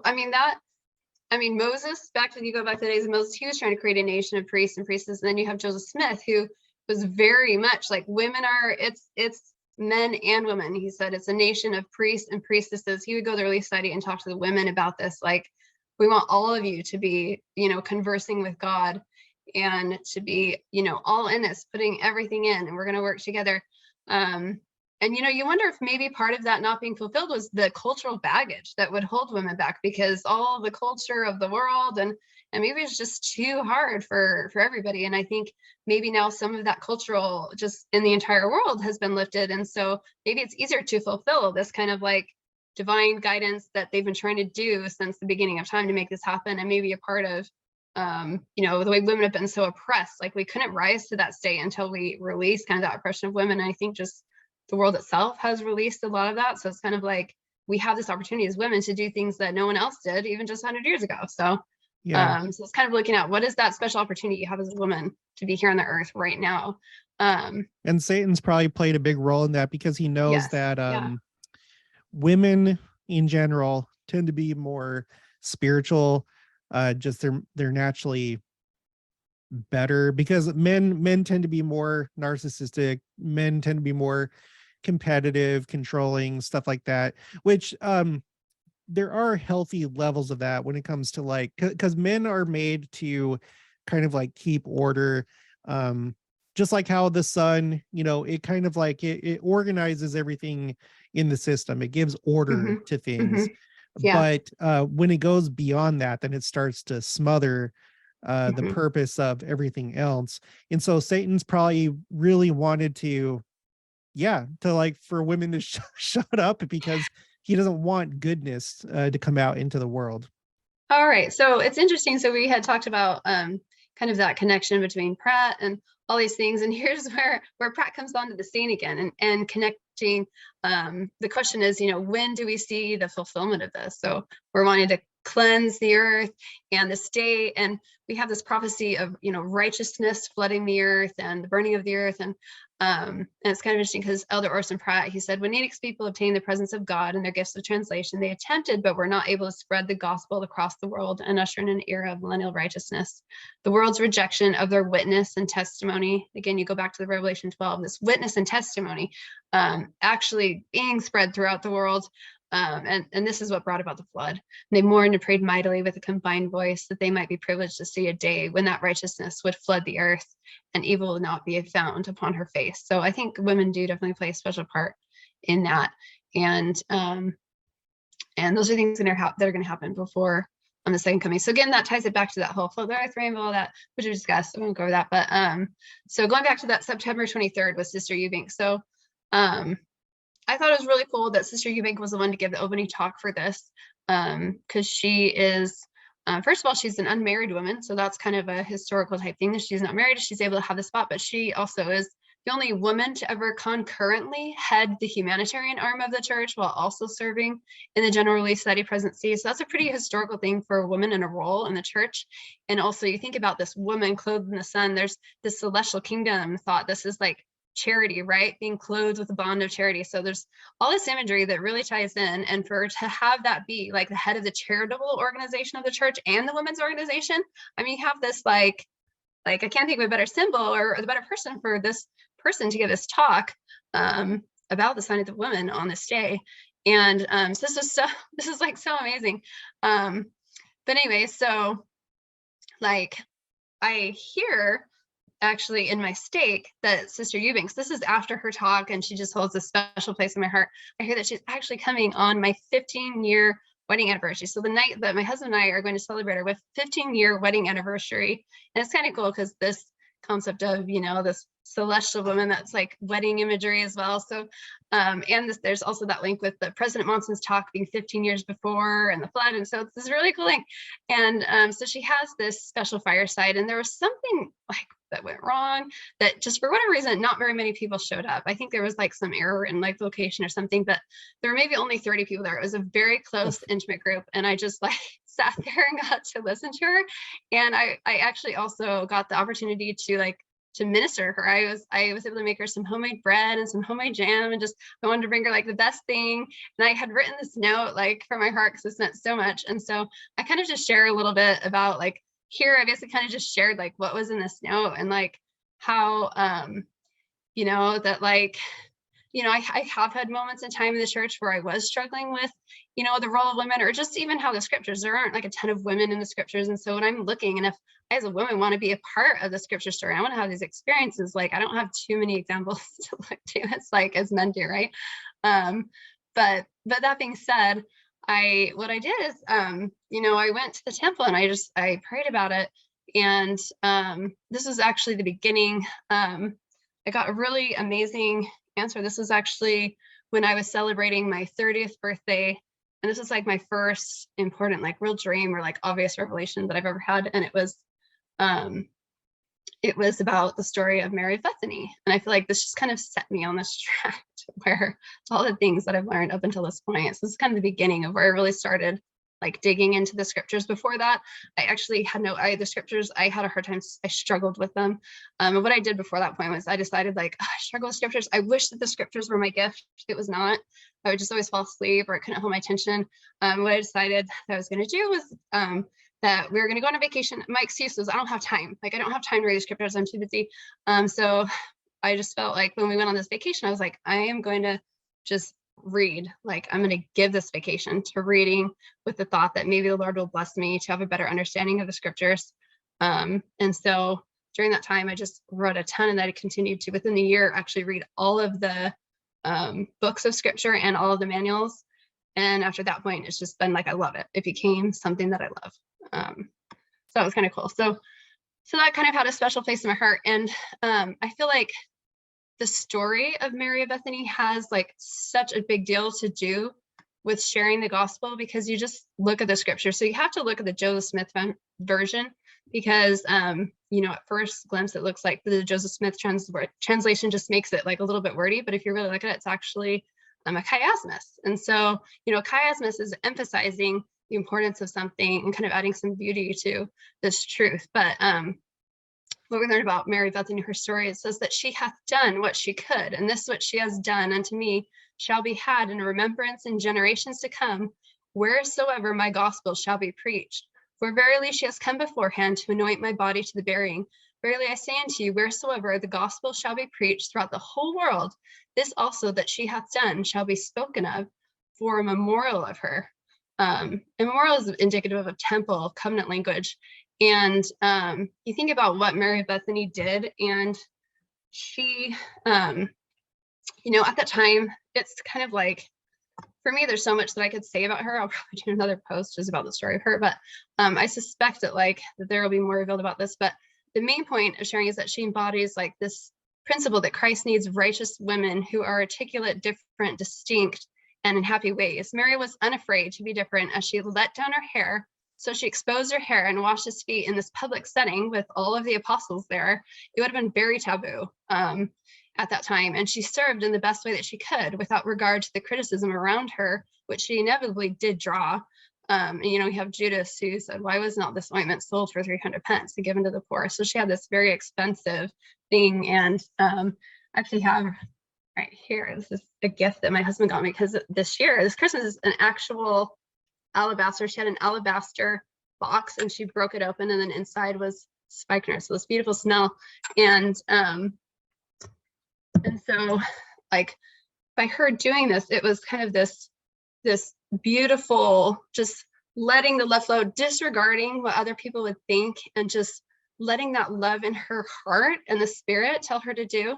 And it also states, when they criticized her, Christ said to let her alone, because she did this in remembrance of my burial.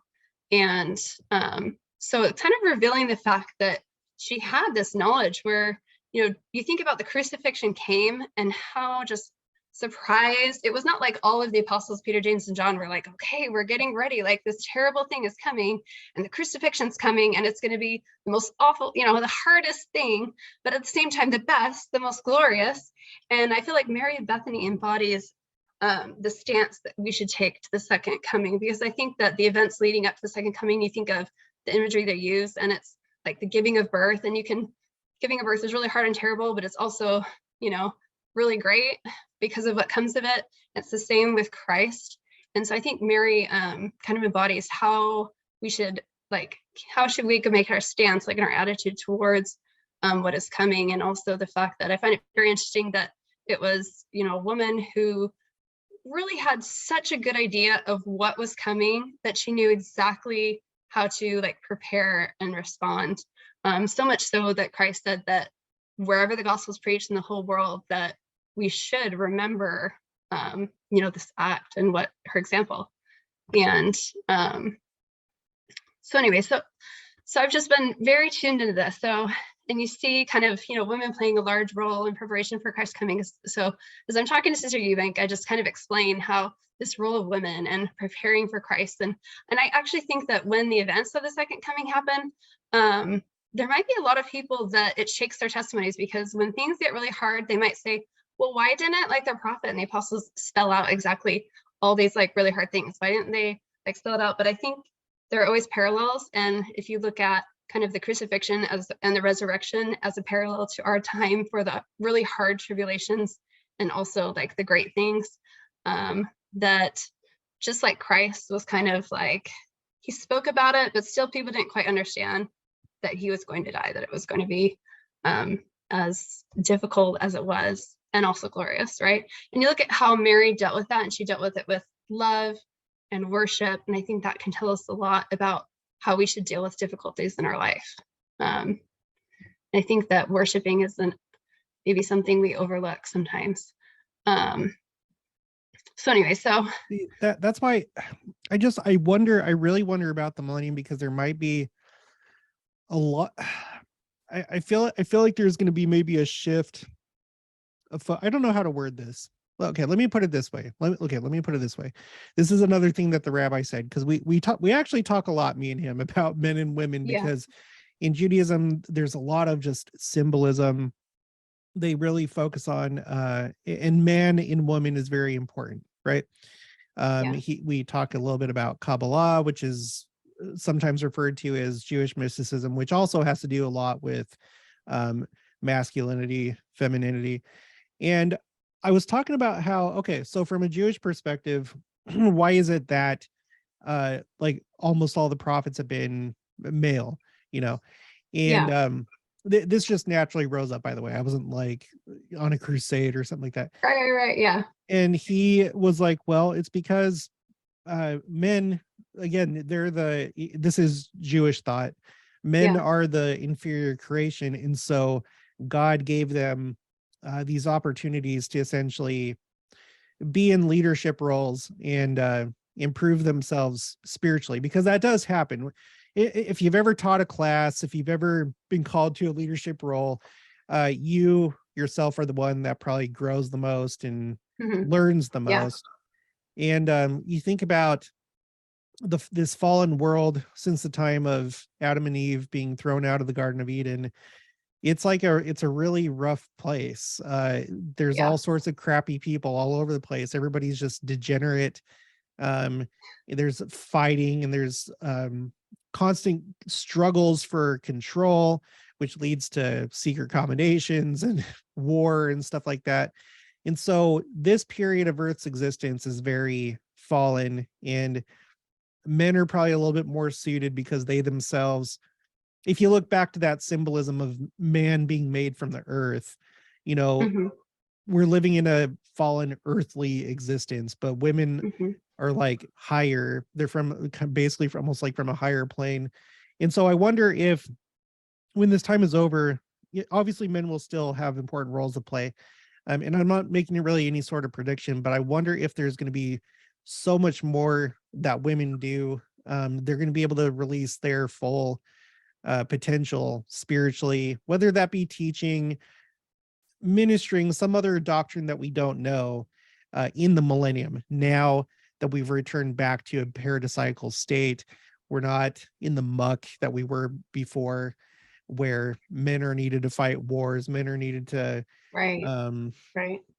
law enforcement, even though women obviously fight in wars and they do law enforcement, but it's more a man's natural mode of operation. So anyway, I was just thinking about that.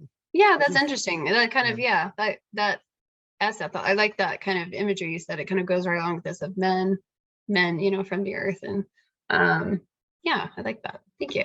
That's really And so anyways, as I'm, kind of sharing this with Sister Eubank, I kind of just say that I just know that as she was there in General Conference, and her words commanding us to turn on our lights, I could just imagine the stars and the planets in heaven lining up to resemble in the likeness of things on the earth, a woman clothed with the sun and the moon under her feet, and upon her head a crown of 12 stars. I can envision God pleading with me to shine my light and to join this significant force of women around the world. And she spoke those words. It was like I felt this electrifying charge as I imagined God just painting this beautiful sign in the heaven to encourage us in this great work of building up Zion and helping the church to grow.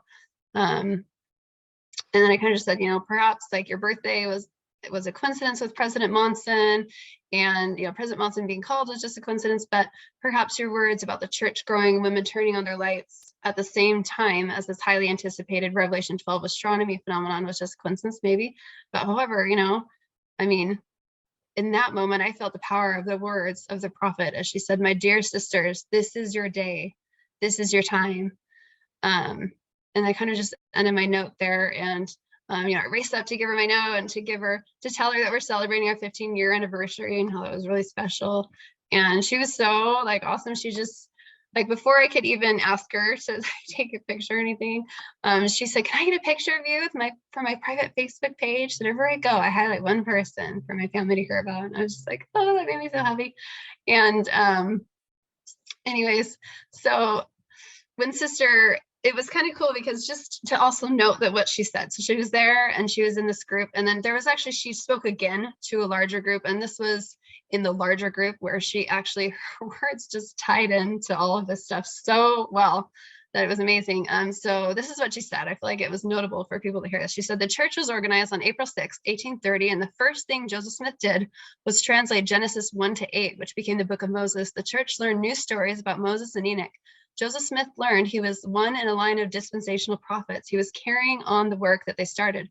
Moses was trying to create a nation of priests. However, the people were, kind of too scared or whatever their reasons to approach God and wanted Moses to do it for them. So the Lord had Joseph learn more of their story because Joseph was having the same amazing revelatory experiences, gathering Israel, walking with God, and creating Zion. And in Moses's day, only one priest went through the veil per year, whereas, in the end, the people refused to do that. But today we have Joseph Smith in the restoration. We can all go through the temple. We can, all of us, be a part of what it was that Joseph was trying to do. And he talked to the Relief Society and said, where Joseph was trying to create a nation of priests and priestesses as we all go through the veil. We are all endowed with priesthood power. And so, yeah, contrary to what some people might think, that Joseph Smith, like Joseph Smith empowered women. He knew exactly what was happening there, and he tried to keep that position of the priesthood beyond the office. So we, like Joseph Smith, are called by name and asked to do a great work. Or for being not weary and well-doing, for laying the foundation of a great work, is what she said. Then out of small things proceedeth that which is great. And this is kind of cool because this again relates to the Knight family and Doctrine and Covenants 12. Like, he's told by Joseph Smith that he's doing a great work. And so to me, this sounded a lot like what she said there. It sounds like this great and marvelous work, right, is about to come forth. So great and marvelous, you have this marvelous sign in the heavens. It sounds a lot like 2 Nephi. Therefore, I will proceed to do a marvelous work among this people, a marvelous work and a wonder.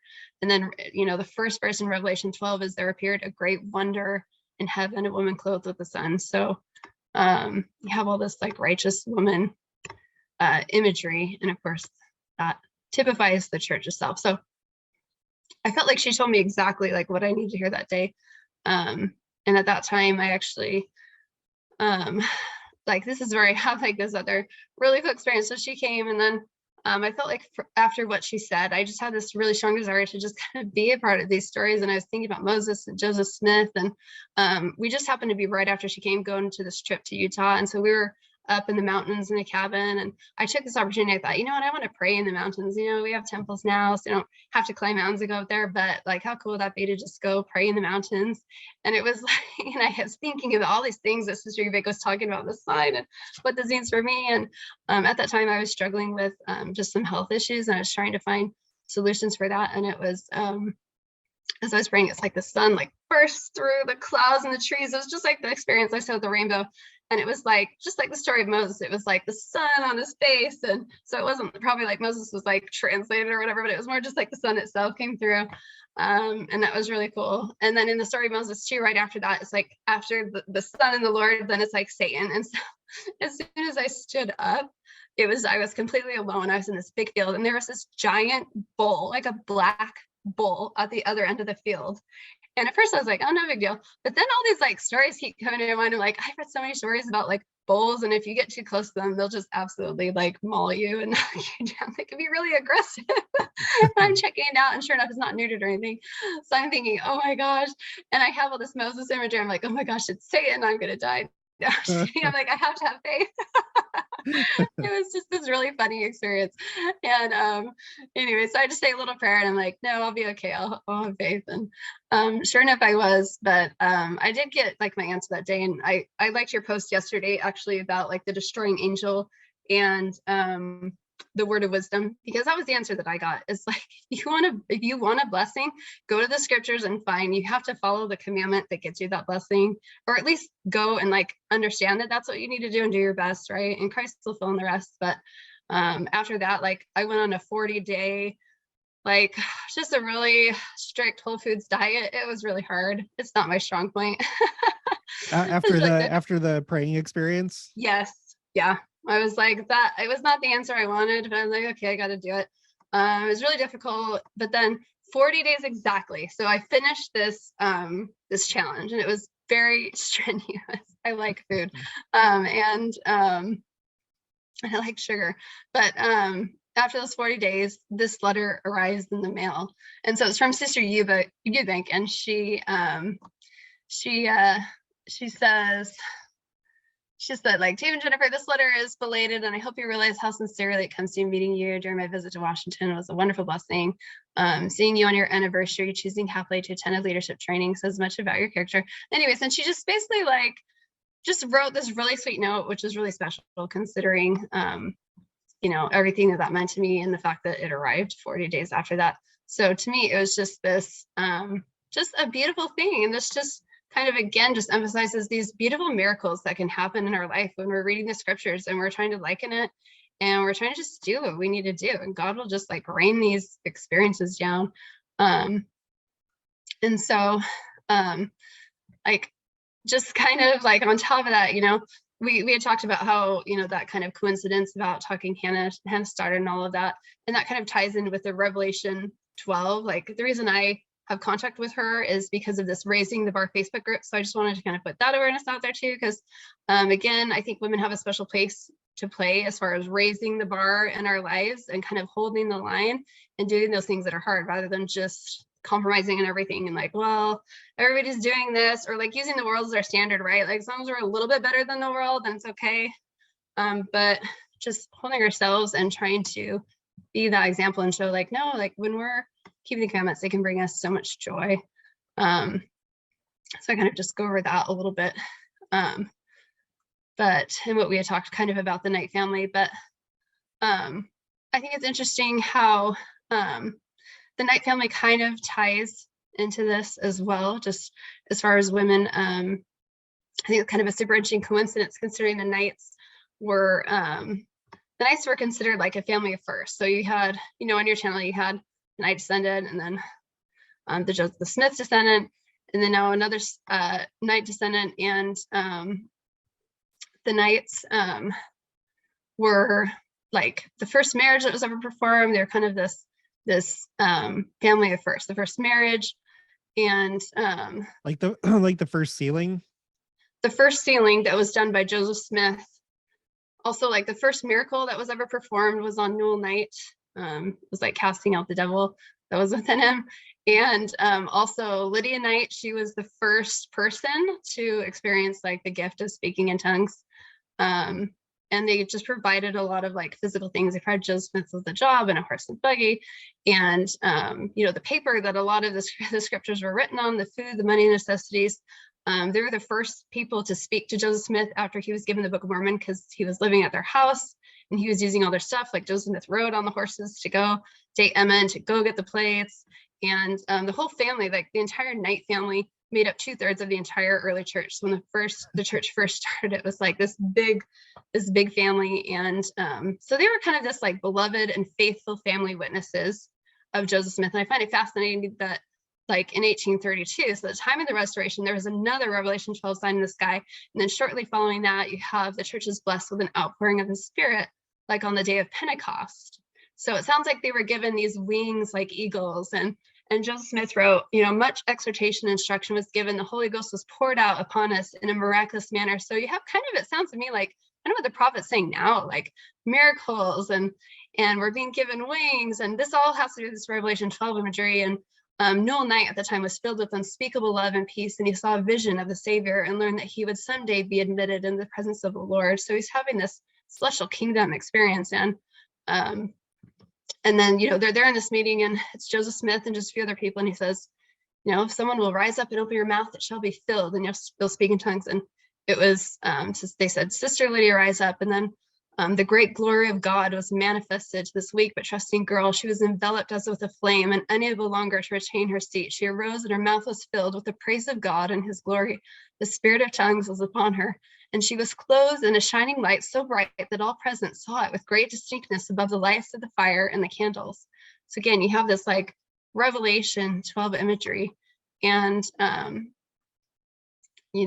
it's, a lot of the history of the church actually comes from the night. So it's kind of cool because one of the like final things that Joseph Smith said about the Knight family is he kind of said that they were the faithful few who stood by him. They were pure and holy, faithful, just and true, whose hearts fail not.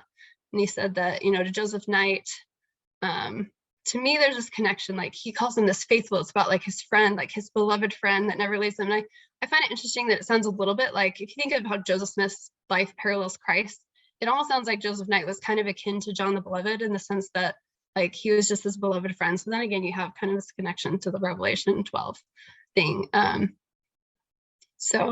he says, for 15 years, he has been faithful and true.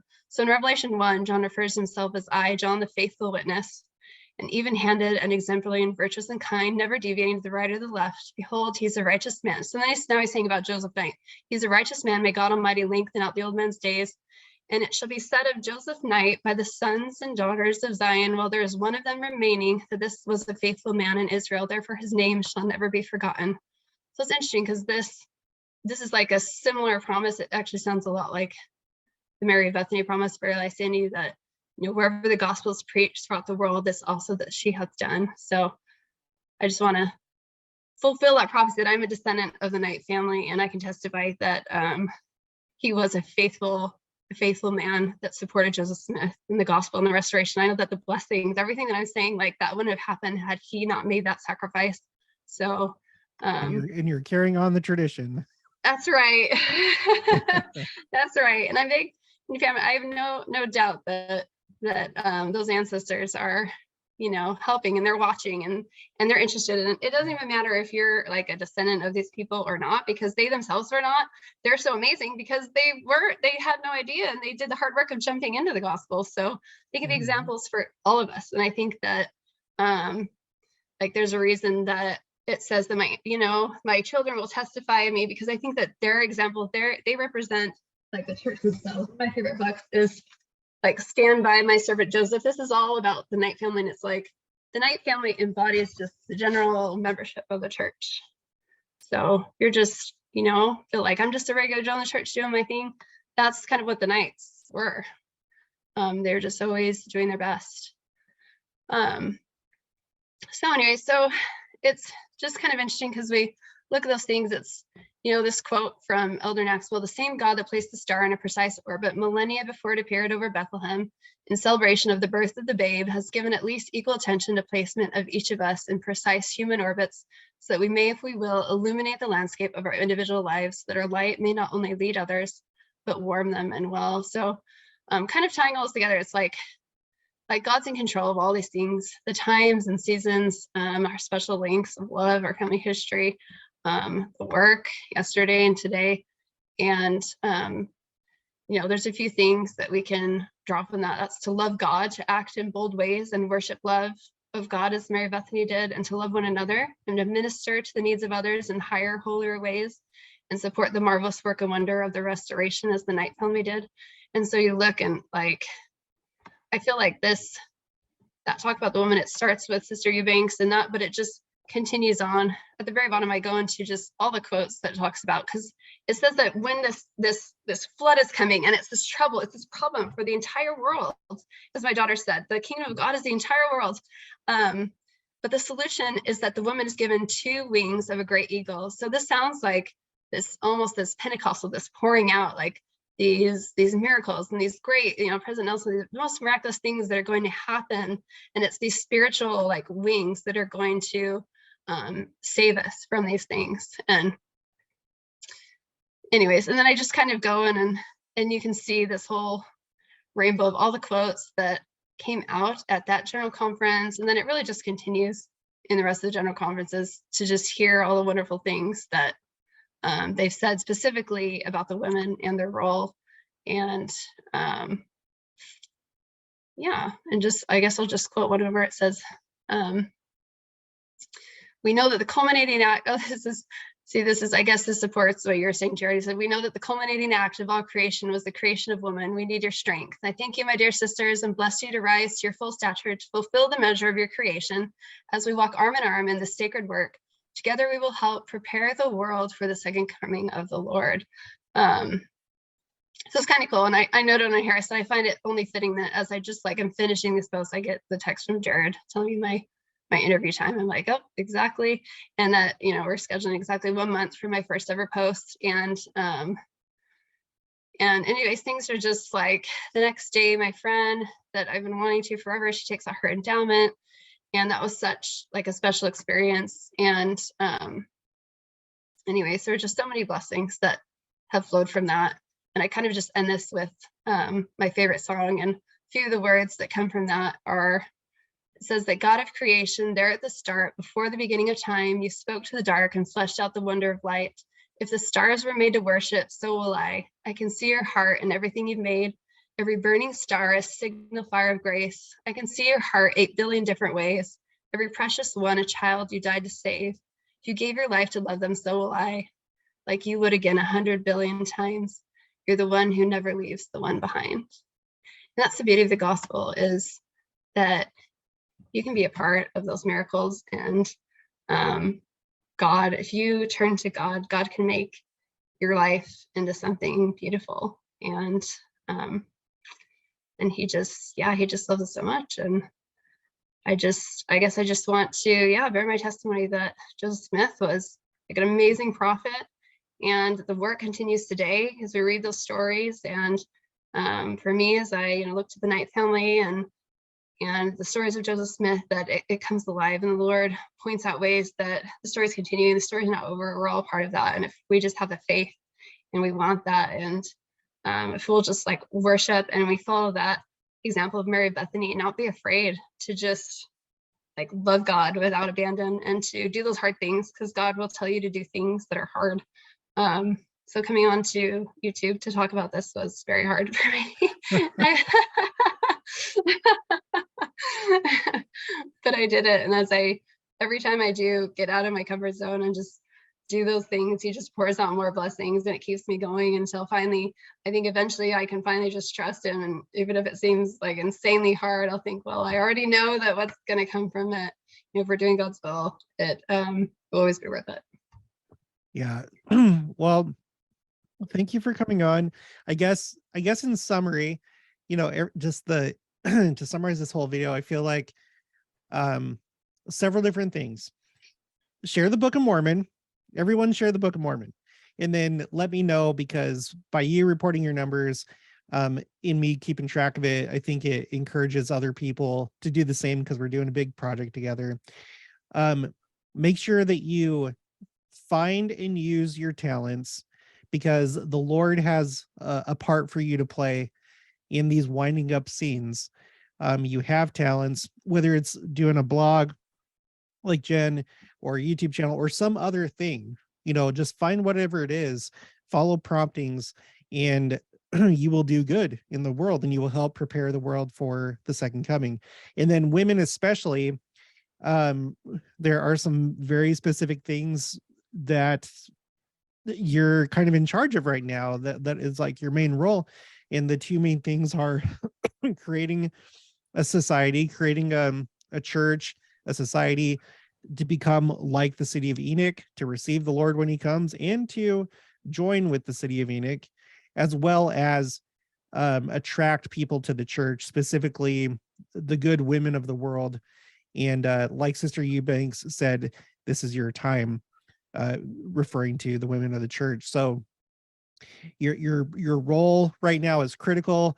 I actually kind of want to do a video, and I will do a video probably over the next couple of weeks, because I want to explore this idea further of like how this is kind of like developed over time. I'm going to see what I can come up with, and mention this again, the Revelation 12 sign on what the 23rd of September in 2017. Yes.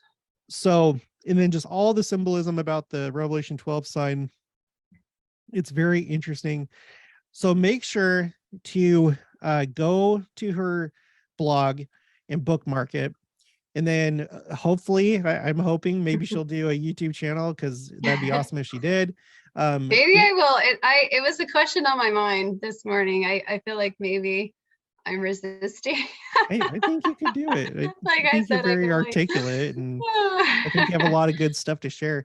So if you ever get to that point, we'll do another interview, and then I'll put that link. I'll feature you on the channel. I appreciate that. And yeah, for now, my blog, it's super simple. It's just firepoppy.org. And again, I thought there's no way that title is going to be free and available for me, and it was. So I just, you follow the witnesses, you just take one step at a time. Yep. That's all it is just taking that next step. So, and something else that my next post that's coming, I'm excited to write, because Jared, your last book, the ark storms, has me excited. I thought I got that miracle that told me the ark needed to be my focus for the year, and now we're having like arcs. That just blew me away. We're having ark storms in the world, and I feel like the things on earth are indicative. They teach us of things in heaven, of spiritual things. And so we have these huge rains that are coming, and there's actually this Jewish mystery, and it's called the Moreh and the Malkash, and it's called the former rains and the latter rains. And the latter rains are much more tumultuous. So the former rains are like you think about in the church, we had the day of Pentecost, we had like the pouring out of the Spirit.